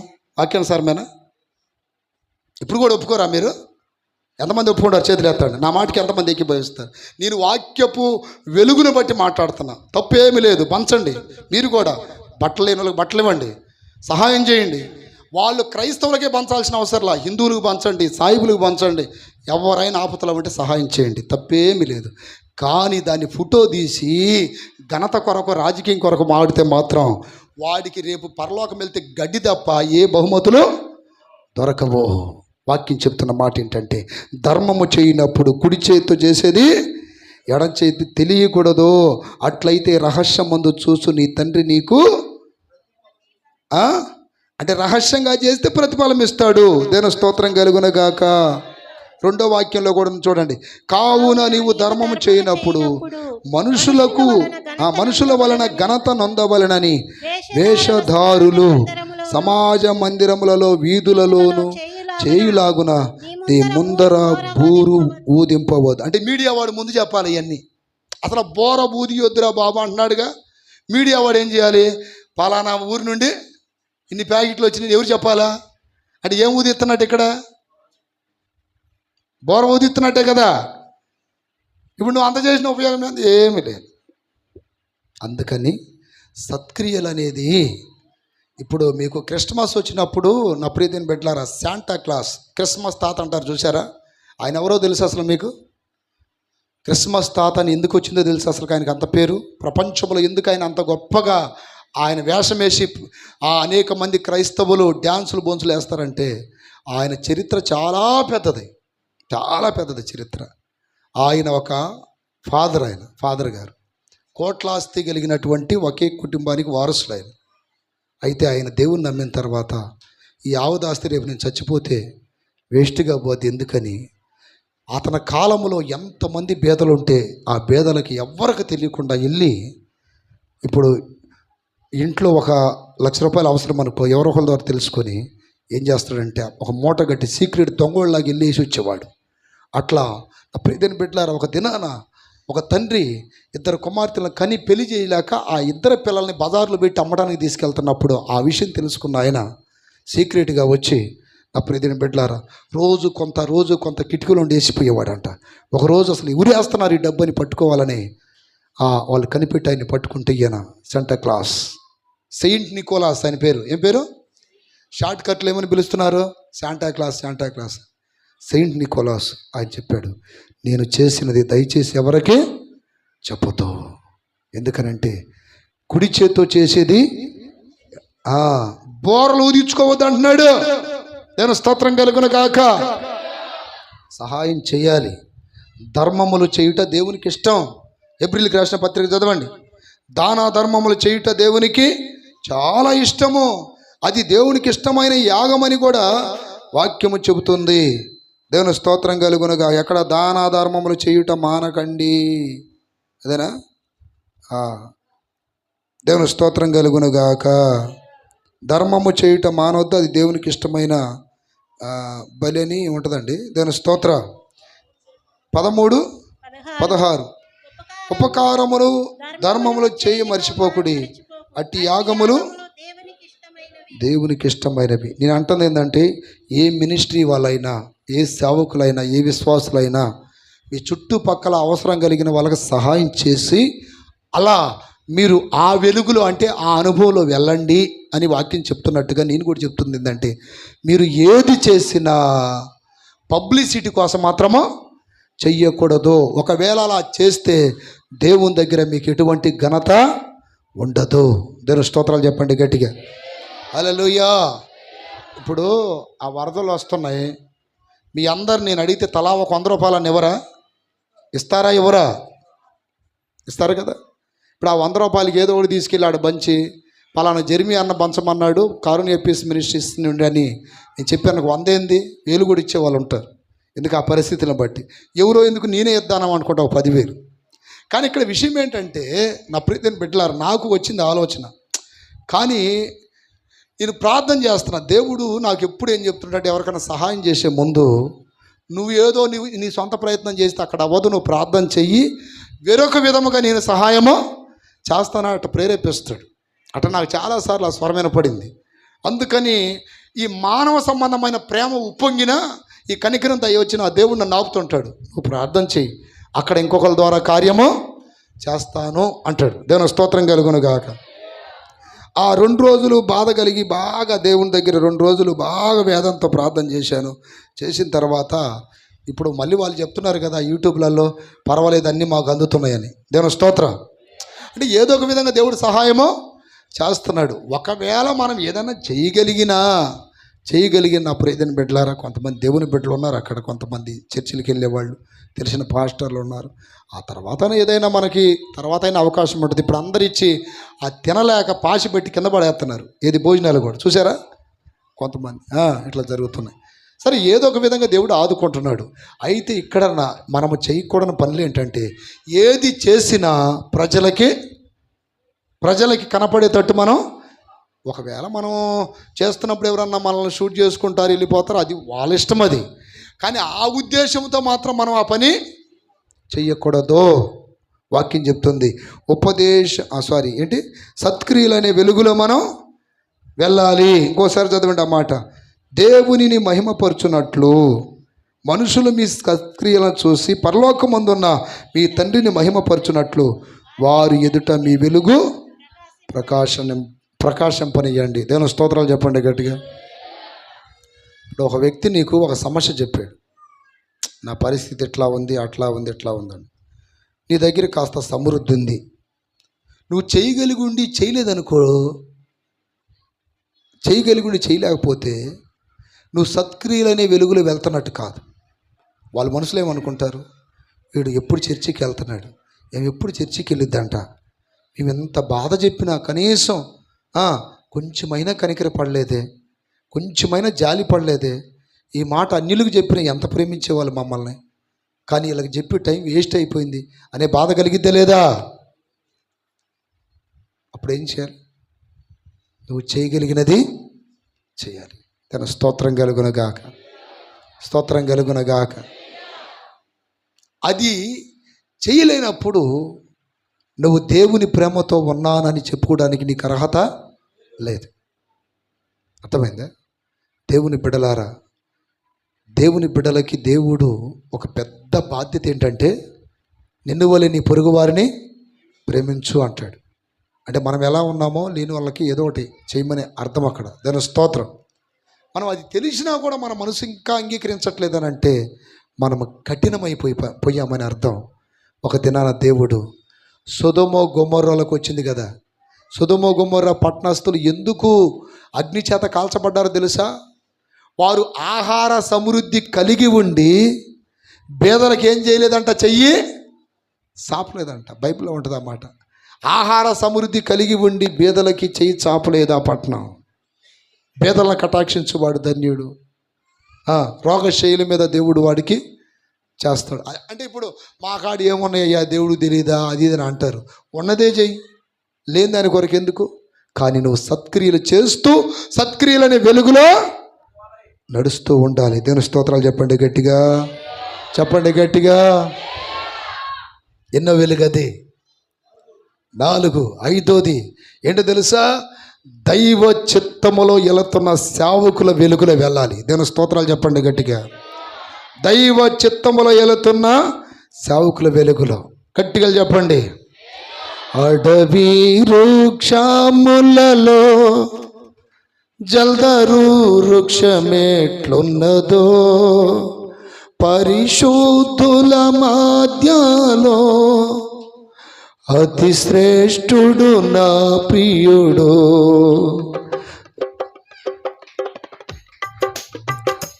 పాడేదన్ నాదు ప్రియుని జీవకాలమెల్ల ఆయనను కృతజ్ఞతతో సాగెదను. పాడేదన్ నాదు ప్రియుని జీవకాలమెల్ల అరణ్యయాత్రలో కృతజ్ఞతతో సాగెదను. నీ చిత్తము చేయుటకు నన్ను నీకు సమర్పించెదను. నీ చిత్తము నన్ను నీకు సమర్పించెదను. నా పరుగును తుదముట్టించి, నా పరుగును తుదముట్టించి, నీ సన్నిధిలో నిలచెదను, నీ సన్నిధిలో నిలచెదను. పొగడదను నాకు ప్రియుని జీవకాలమెల్ల అరణ్యయాత్రలు, కృతజ్ఞతతో పాడెదను నీ చిత్తము చేయుటకు, నన్ను నీకు సమర్పించెదను. ఆమేన్. నీ చిత్తము చేయుటకు, నన్ను నీకు సమర్పించెదను. నీ చిత్తము చేయుటకు, నన్ను నీకు సమర్పించెదను. నా పరుగును తుదముట్టించి, నా పరుగును నా పరుగును తుదముట్టించి, నీ సన్నిధిలో నడచెదను, నీ సన్నిధిలో నడచెదను, నీ సన్నిధిలో నడచెదను. పాడెదను నాది ప్రియుని జీవకాలమెల్ల అరణ్యయాత్రలు, కృతజ్ఞతతో పాడెదను, కృతజ్ఞతతో. ఆమేన్, ఆమేన్. కృతజ్ఞతతో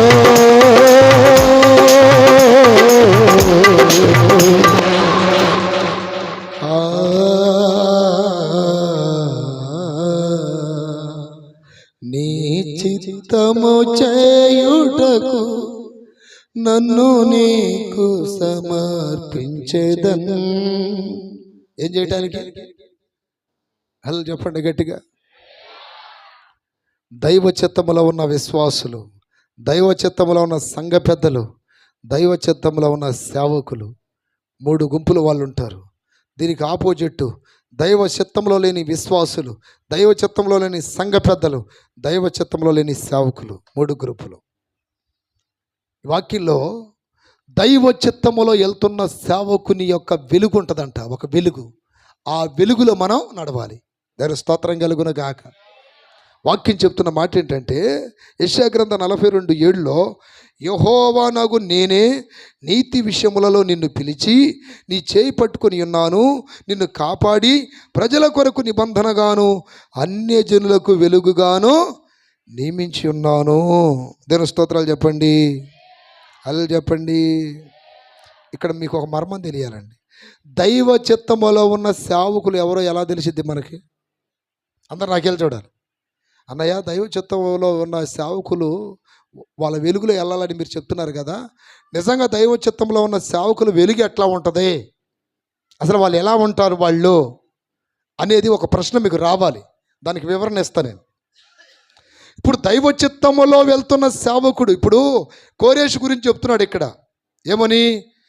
నేను అన్యజనులకు నిన్ను, కోరేషు గురించేనా? తన స్తోత్రాలు చెప్పండి గట్టిగా. 42:7 ఎవరి గురించి అది? 42:7 కోరేషు గురించేనా? దాని స్తోత్రం. హల్లెలూయా, హల్లెలూయా. 42:7 దేవుని స్తోత్రం. కోరేషు గురించి కాదు, అంటే ఇది ఏర్పరచబడినటువంటి సేవకుల గురించే. అదే అంశం. దేవుని స్తోత్రం. దేవుని యొక్క సేవకుల గురించే ఆ అంశం అంతా రాయబడింది. అయితే ఇప్పుడు దేవుని యొక్క సేవకులు దైవ చిత్తంలో వెళ్తున్నప్పుడు మాత్రమే వారి మీద వెలుగు ప్రకాశించిద్ది. దైవ చిత్తములో వెళ్ళకపోతే వారు కూడా చీకటిగా మార్చబడతారు. దేవుని స్తోత్రం కలుగునగాక. ఇప్పుడు దైవ చిత్తములో వెళ్తున్న ఈ సేవకుడు వెలుగులో ఉన్నాడా లేదన్నది మనకు ఎట్లా తెలిసిద్దంటే, ఒకటే ఒక మాట. దీనికి ఆన్సర్ యోహాను సువార్తలో చూడండి. ఏమని ఉంటుందంటే, అతడు వెలుగులో నడవటానికి కొంతకాలం వారు ఇష్టపడిరి. 5వ అధ్యాయం. దాని స్తోత్రం కలుగునుగాక, స్తోత్రం కలుగునుగాక. 5:35లో అతడు మండుచు ప్రకాశించుచున్న దీపమై ఉండేను. ఎవరు ఇతను? యోహాను ప్రవక్త. మీరు అతని వెలుగులో ఉండి అని చూడండి అక్కడ, మీరు అతని వెలుగులో అంటే దైవజనుడికి కూడా దేవుడు ఏమి ఇస్తున్నాడు చెప్పండి? వెలుగుని ఇస్తున్నాడు. ఆ దైవ సేవకుని యొక్క వెలుగులో మనం నడవాలి అంటే వెలుగులో వెళ్తున్న సేవకుడు ఎవరో తెలుసా? మండే సేవకుడు. చప్పట్లు కొట్టి గట్టిగా చెప్పండి హల్లెలూయా. ఇప్పుడు మండే సేవకుడు అంటే ఎట్టుంటాడు? పరిశుద్ధాత్మ పొందుతాడు, అన్య భాషలతో మాట్లాడతాడు, ఎక్కువగా ఆత్మ నింపుదల, ఆత్మ పవర్ ఉంటుంది అతనికి. అతడు వెలుగై ఉన్నాడు. దేవుని స్తోత్రం. ఈ రోజున పరిశుద్ధాత్మ పొందని సేవకులు ఎంతమంది ఉన్నారు? ఆత్మ తెలియదు, భాషలు తెలియదు, ప్రవచనాలు తెలియదు, ఏంటంటే గుడ్డిగా కొట్టేస్తుంటారు. ఎట్ట ఎవరో ఈ పిడి సుందరరావు బ్యాచ్, ఒక బ్యాచ్ ఉంది, పేరు కూడా చెప్తున్నా. దేవుని స్తోత్రం. ఆయన పెద్దవాడు, ఆయన్ని నేను గౌరవిస్తున్నా, కానీ వాళ్ళు చేసే బోధనలు చాలా రాంగు. పరిశుద్ధాత్మ గురించి తెలియదు, పరిశుద్ధాత్మ అనుభవాలు తెలియదు, అన్య భాషలు తెలియదు, ఆత్మ వరాల గురించి తెలియదు. గుడ్డిగా ఏంటంటే వరాలు లేవు, స్వస్థతలు లేవు, దయ్యాలు వదిలిపోయలేదు, అంత ట్రాష్ ట్రాష్ ట్రాష్ అని ఈ అబద్ధ బోధలు బోధిస్తున్నారు. ఇట్లాంటి వాళ్ళ వెలుగులో వెళ్ళనే ఎంతమందికి అర్థమైంది నా మాట? దాని స్తోత్రం కలుగునగా. మన సంఘాలకు వచ్చిన కొంతకాలం మనతో నడిచిన వాళ్ళు కూడా ఇప్పుడు లాస్ట్కి అట్లాంటి వాళ్ళ బోధలతో పోయారు కొంతమంది. ఇక్కడ అంటున్నాడు, నా ప్రియని బిడ్డలారా, అతడు వెలుగులో ఉండటానికి కొంతకాలం వారు ఇష్టపడిరి. ఎవరతను? బాప్తిస్మిచ్చు యోహాను. అతడు మండుచు. ఈ రోజున దేవుని సేవకులు మండాలి, మండే సేవకుని వెలుగులో వెళ్ళాలి. దాని స్తోత్రం కలుగును గాక, స్తోత్రం కలుగును గాక. నేను మిమ్మల్ని అడుగుతున్నా, మీ సేవకులు మండుతున్నారు అనుకుంటున్నారా, ఆరిపోయారు అనుకుంటున్నారా? ఎంతమంది ఎత్తారు చేతులు? ఏం పర్వాలేదు, చెప్పండి, తప్పేం లేదు. దేవుని స్తోత్రం కలుగును గాక. ఆయన మీ సాక్ష్యం నాకెందుకు? హల్లెలూయా. మీ సాక్ష్యం నాకెందుకు? ఎవరి సాక్ష్యం కావాలి?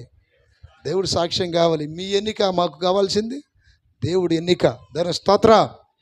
మండే సేవకులు, నా ప్రియదేని బిడ్డలారా, వాళ్ళు మీకు బట్టలు ఎవరో, మండే సేవకులు మీకు ఆహారం పెట్టరు, మండే సేవకులు మీకు ఏదైనా ప్రలోభ పెట్టి మీకు బరిగొడ్లు ఇస్తాం, ఫ్రిడ్జ్లు ఇస్తాం, మీకు స్థలాలు ఇప్పిస్తాం, బోరింగ్లు వేస్తాం, మీ దినం చేస్తామని చెప్పరు. దేవుని స్తోత్రం కలుగును గాక. వాళ్ళు ఏం చెబుతారు? సత్యవాక్యమును చెబుతారు. వారు మండారు గనుక మిమ్మల్ని మండిస్తారు, వారు వెలిగారు గనుక మిమ్మల్ని వెలిగిస్తారు. కొట్టు చప్పట్ల గట్టిగా హల్లెలూయా. మా చర్చికి వస్తారా? 2 బస్సులు పెడతాం, 2 లారీలు పెడతాం, 2 ఆటోలు పెడతాం. మా చర్చికి వస్తే మీకు అవి ఇస్తాం, అన్నీ ఇస్తావు, కానీ పరలోకం ఇవ్వలేవు. నువ్వు, నీకు అర్థమైందా? అన్నీ ఇస్తావు, ఏమి ఇవ్వలేవు, పరలోకం ఇవ్వలేవు. పేతురు గారి దగ్గరికి వచ్చి ఒక కుంటివాడు ఏమైనా ఇస్తాడేమోనని ఇట్లా కనిపెట్టాడంట. పేతురు అంటున్నాడు, వెండి బంగారాలు మా దగ్గర. ఏమండి, ఆయన నీడబడితేనే చచ్చినోళ్ళు లేచారే, ఆయన నీడబడితేనే రోగులు స్వస్థతలు పొందారే, అలాంటి వాడి దగ్గర కనీసం ₹1 కూడా డబ్బులు లేవంటే ఎంత ఆశ్చర్యం అండి. దేవుని స్తోత్రం. దైవ సేవకుల మర్మం కూడా మీకు చెప్తాను, 2 మాటలు జాగ్రత్తగా. ఎలీషా ఉన్నాడా? ఏలీయా 8 అద్భుతాలు చేస్తే ఎలీషా 16 అద్భుతాలు చేశాడు. 16 అద్భుతాలు చేసిన ఎలీషా ఇరికింట్లో ఉన్నాడంట. ఏ ఇంట్లో? సాలిసాలని ఇంట్లో ఉన్నాడంట. దేవుని స్తోత్రం కలుగునుగాక. ఎన్నో విస్తారమైన కృపను పొందినటువంటి పౌలు చివరి వరకు అద్దెంట్లోనే ఉన్నాడంట. ఏంట్లో? నీడబడితే సచ్చినోళ్ళు లేచారే. పేతురు కూడా చూడండి, నా ప్రియని బిడ్డలారా, పేతురు కూడా నీడబడితే లేచాడు. వెండి బంగారామాల దగ్గర లేవన్నాడు. నిజంగా అతని ద్వారా జరిగిన కార్యాలకి నిజంగా డబ్బులు వసూలు చేస్తే ఎంతమంది ఇవ్వకుండా ఉంటారు? ఎవరా? డబ్బు ఆశపడితే మా మంట చల్లారిపోద్ది,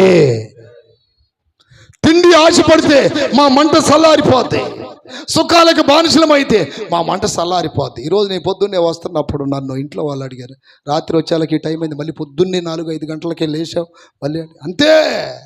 దేవుని స్తోత్రం, స్తోత్రం. నీతి సూర్యుడు మండిస్తున్నప్పుడు, నీతి సూర్యుడు పరిగెత్తుతున్నప్పుడు ఏలియాని పరిగెత్తించాడు దేవుడు. అలా చెప్పండి గట్టిగా. ఒక్క పూట భోజనం పెట్టి ఏం చేశాడు? ఉరుకో ఉరుకో ఉరుకో, ఎవరికంటే ముందుగా? ఆహాబు రథము కంటే ముందుగా. చప్పట్లు గట్టిగా. హెచ్చరియాలి గుమ్మాని నువ్వెళ్ళి ముందు అడుగు పెట్టాలి. వాడు కాదు, వాడు రథం మీద వస్తున్నాడు, నువ్వు పరిగెత్తాలి. ముసలోడు నడుము కట్టుకొని పరిగెత్తుతుంటే రథం కంటే జన స్తోత్రం కలుగునుగాక, స్తోత్రం కలుగునుగాక. మండే సేవకుల వెలుగులో వెళ్ళటం అంటే మీకు అర్థమైందా? కనపడ్డ వాళ్ళందరూ మండే వాళ్ళు అనుకోమాకండి. ఏముంది మా ఇంటి పక్కనే ఉందిలేండి చర్చి, అంత దూరం ఏం వస్తాంలేండి. మండితే వెలుగు తప్పేముంది?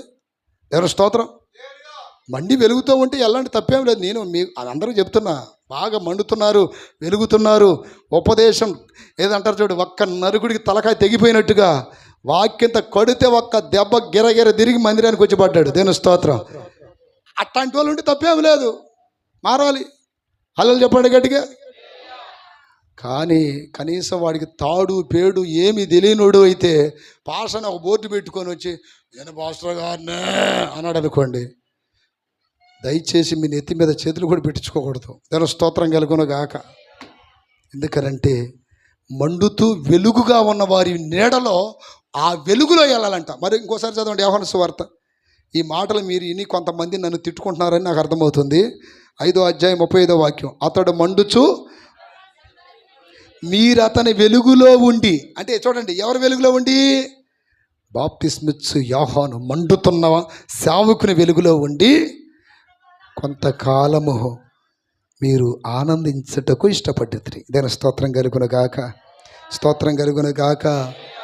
దైవజనుడికి కూడా ఏముందండి? ఒక వెలుగు ఉంది, ఒక వెలుగు ఉంది, ఒక మహిమ ఉంది. దాని స్తోత్ర. అమ్మా నేను ఆదివారం వేడికి వెళ్ళావు, ఇంట్లో ప్రార్థన చేసుకుంటున్నావులే. ఏడా చేసుకుంటున్నావులే అన్నయ్య, ఏడా చేసుకుంటున్నావు?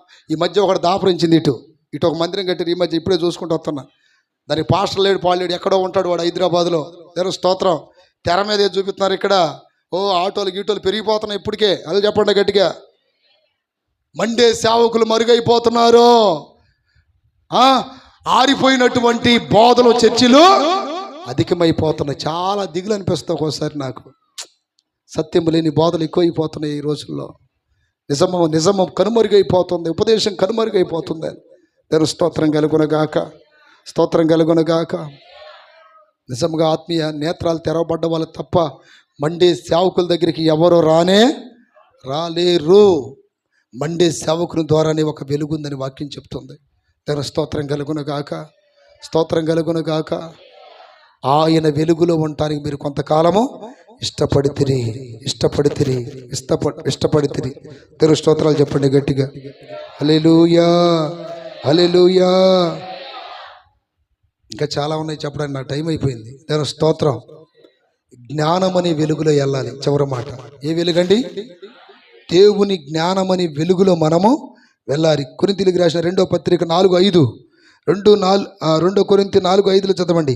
అంధకారంలో నుండి వెలుగు ప్రకాశించును గాకని పలికిన దేవుడే తన మహిమను గూర్చిన జ్ఞానము యేసుక్రీస్తు నందు వెల్లడపరచుటకు మీ హృదయములలో ప్రకాశించను. దేవుని స్తోత్రం కలుగునుగాక. దైవ జ్ఞానం కూడా వెలిగేనంట. ఒకటి చెప్పండి మీరు ఇప్పుడు, ఎన్ని వెలుగులు చెప్పండి? 1, 2, 3, 4 సత్క్రియలనే వెలుగు, 5 దైవజనులనే వెలుగు, 6 జ్ఞానమనే వెలుగు. దైవ జ్ఞానము చాలా మందికి లేదు. దేవుని స్తోత్రం కలుగునుగాక. దైవ జ్ఞానము తెలియాలి. దేవుని స్తోత్రాలు చెప్పండి గట్టిగా. హల్లెలూయా. మీలో ఎంతమందికి ఉంది దైవ జ్ఞానం చెప్పండి. దైవ జ్ఞానం ఎంతమందికి ఉంది? చేతులు ఎత్తున్నారని చూడండి. ఏం అడుగుతాడా, ఏది చెప్పలేకపోతే ఎక్కడ పరుగు పోద్ది అన్నట్టు. దైవ జ్ఞానం ఎంతమందికి ఉంది ఇక్కడ? హల్లెలూయా. అసలు జ్ఞానం అంటే ఏందన్నా మాకేం తెలియదు అన్నాయి. రోజుకి ఎన్నిసార్లు సీరియల్ వస్తాయి చెప్పమంటే చెప్తాం అన్నయ్యా. దేవుని స్తోత్రం. ఇంకోటి అది చెప్పు, ఇది చెప్పాడు, అవి చెబుతాం. ఇంక మిగతా ఏం చెప్పలేము మేము. దేవుని బిడలారా, దైవ జ్ఞానం కావాలి. దైవ జ్ఞానానికి ఒక్క రెఫరెన్స్ చెప్పి నేను ముగిస్తాను. ఇంకా చాలా ఉంది నా సబ్జెక్టు, మొత్తం 3 ప్రసంగాలు. అది దేవుని స్తోత్రాలు చెప్పాలి గట్టిగా. మీకు కేవలము ఏ వెలుగులో వెళ్ళాలి అన్నదే చెప్పా. ఆ వెలుగు ఏ భక్తులలో ఉదయించింది అన్నది ఇంకో సబ్జెక్టు. ఆ వెలుగు లేకపోతే ఎక్కడ పోతారన్నది ఇంకో సబ్జెక్టు. ఆ వెలిగిన వాళ్ళు ఎక్కడ నిలబడతారన్నది ఇంకో సబ్జెక్టు. దేవుని స్తోత్రం. ఈ చెప్పాలని 3 రోజులు ప్రసంగం కావాలటైతే అటు వర్షాలు ఆపాలా యేసు నామంలో. హల్లెలూయా. ఏం చేస్తావు? ఆయన ఏమో రాసుకోమని కూర్చుంటా ప్రార్థనలో. నీకెందుకు రాసుకుంటావు, నేను చెప్తా ఉంటా అంటాడు. నేనేమి ఇంత రాత్త చాటభారతంలాగా అది చెప్పాలంటే టైం కుదరట్లా. నిజమండి, ఎన్నో మర్మాలు ఇవి. ఎక్కడ నేను ఎవరి కాపీలు కొట్టను అసలుకి. దేవుని స్తోత్రం కలుగునుగాక. దేవుని దగ్గర కూర్చొని ఈ ప్రసంగం సిద్ధపరచడానికి నాకు 3-4 గంటలు పట్టింది దేవుడి దగ్గర కూర్చొని. దేవుని స్తోత్రం కలుగునుగాక. కానీ మీకు చెప్పింది ఒక్క పాయింటే. ఇప్పుడు ఏ వెలుగులో నడవాలి ఒక్క పాయింటే. ఇంకా ఎన్ని 4 ఉన్నాయి. దేవుని స్తోత్రం. ప్రభు చిత్తమైతే చెప్తా అప్పుడప్పుడు. అయితే లాస్ట్ ఇంకొక వాక్యం చదవండి. దైవ జ్ఞానం వెలుగులో వెళ్ళాలన్నాడు కదా, ఆ వెలుగు ఏంటనో తెలుసుకుందాం. యాకోబు పత్రిక, అప్పుడే దీన్ని పెట్టారా, యాకోబు పత్రిక 3:15-17 2 చదవండి.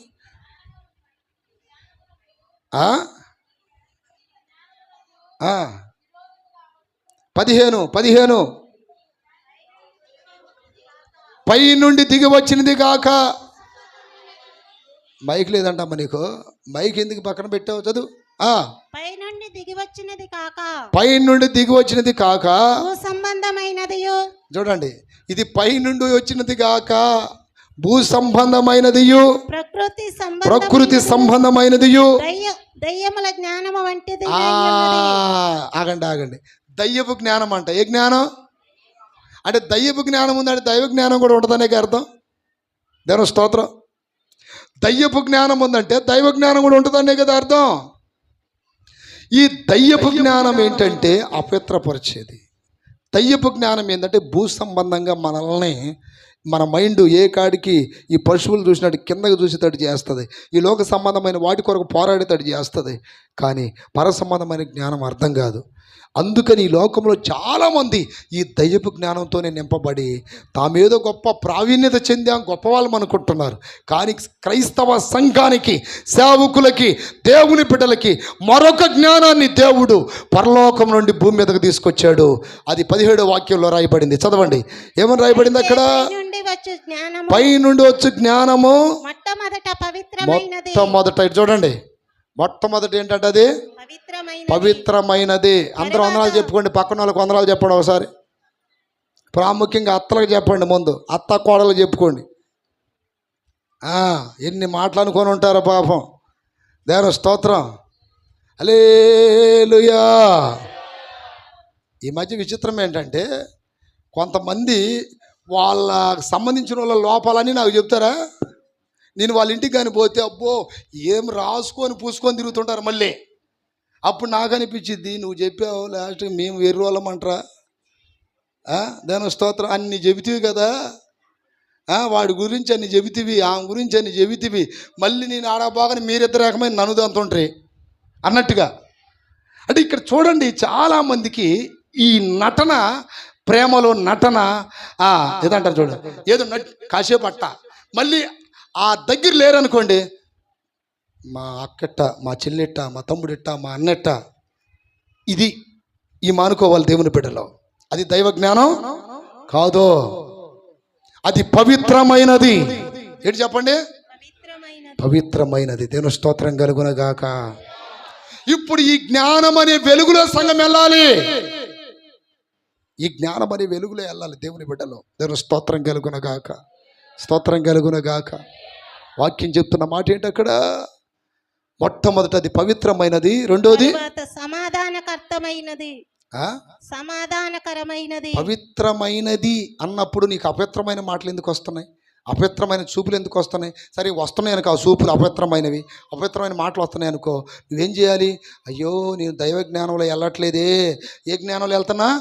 దైవ జ్ఞానంలో వెళ్ళిపోతున్నామో, ఇది చాలా రాంగ్ కాదని బాధపడి ఉపవాసాలు ఉండి దంచుకొని శరీరాన్ని నలగొట్టుకొని మరలా దాన్ని ఏం చేస్తాం? లైన్లో పెట్టుకుంటాం. అర్థమైంది? అదే పాప తలంపులతో, అపవిత్రమైన తలంపులతో వెళ్తున్నట్లయితే నువ్వు దైవ జ్ఞానంలో వెళ్తున్నట్లే. కాదు, ఈ ఆలోచనలో తప్పు. యెషయా ఏడుస్తాడు కదా, అయ్యో అపవిత్రమైన పెదవులు గలవాడను, అయ్యో నేను నశించినా నశించిపోతాను. అదే ప్రార్థన ఈ దయ్యపు జ్ఞానంలోనికి ఎప్పుడైనా అట్లా ఒరిగిపోతున్నప్పుడు వెంటనే అలర్ట్ అయిపోతావు నువ్వు. అమ్మో నా మనసు ఎంతో ఇటు ఇటు ఇటు జరుగుతుంది. ఈరోజు నా అపవిత్రమైన జ్ఞానంతో నేను మందిరానికి వస్తున్నావు, అపవిత్రమైన జ్ఞానంతో దేవుని బిడ్డని చెప్పుకుంటున్నావు, అపవిత్రమైన జ్ఞానంతో వెళ్ళాలనుకుంటున్నావు, అక్కడికి వెళ్ళలేవు, ఇక్కడ దాకా వస్తావు, అక్కడికి వెళ్ళలేవు. అందుకే ఏడవమని చెప్తుంది దేవుడి దగ్గర, అందుకని కన్నీళ్ళు ఏడవమంటుంది దేవుని దగ్గర. అయ్యో అంత గొప్ప 66 పుస్తకాలు 66 అధ్యాయాలు రాసిన యెషయా ప్రవక్త ఏడ్చాడే, నీకేమైంది దేవుని దగ్గర ఆడవటానికి? నీవేనా గొప్ప దేవుని దగ్గర?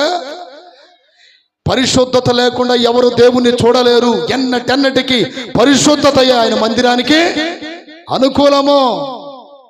పరిశుద్ధత లేకుండా ఎవడు వెళ్ళలేడు. అది దైవ జ్ఞానం.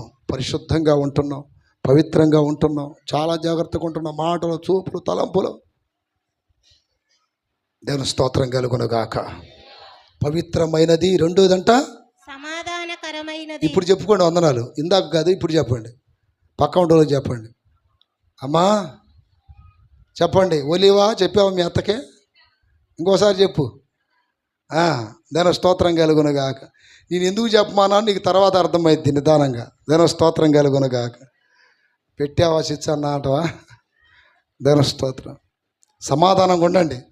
ఇట్లా వందనాలుగా షేకేయండి, ఇవ్వండి ఒకసారి పక్కన వాళ్ళకి షేకేయండి. అబ్బో ఇవ్వండి అమ్మా. టచ్ చేస్తే ఏమీ కరోనా రాదులే, కరోనా రాదు. ఇవ్వండి. దేని స్తోత్రం కలుగునుగాక. హల్లెలూయా. చాలామందికి ఇదొక ఉంది. ఏది? ఇదొక వ్యత్యాసాలు. దేని స్తోత్రం కలుగునుగాక. సమాధానకరమైనది.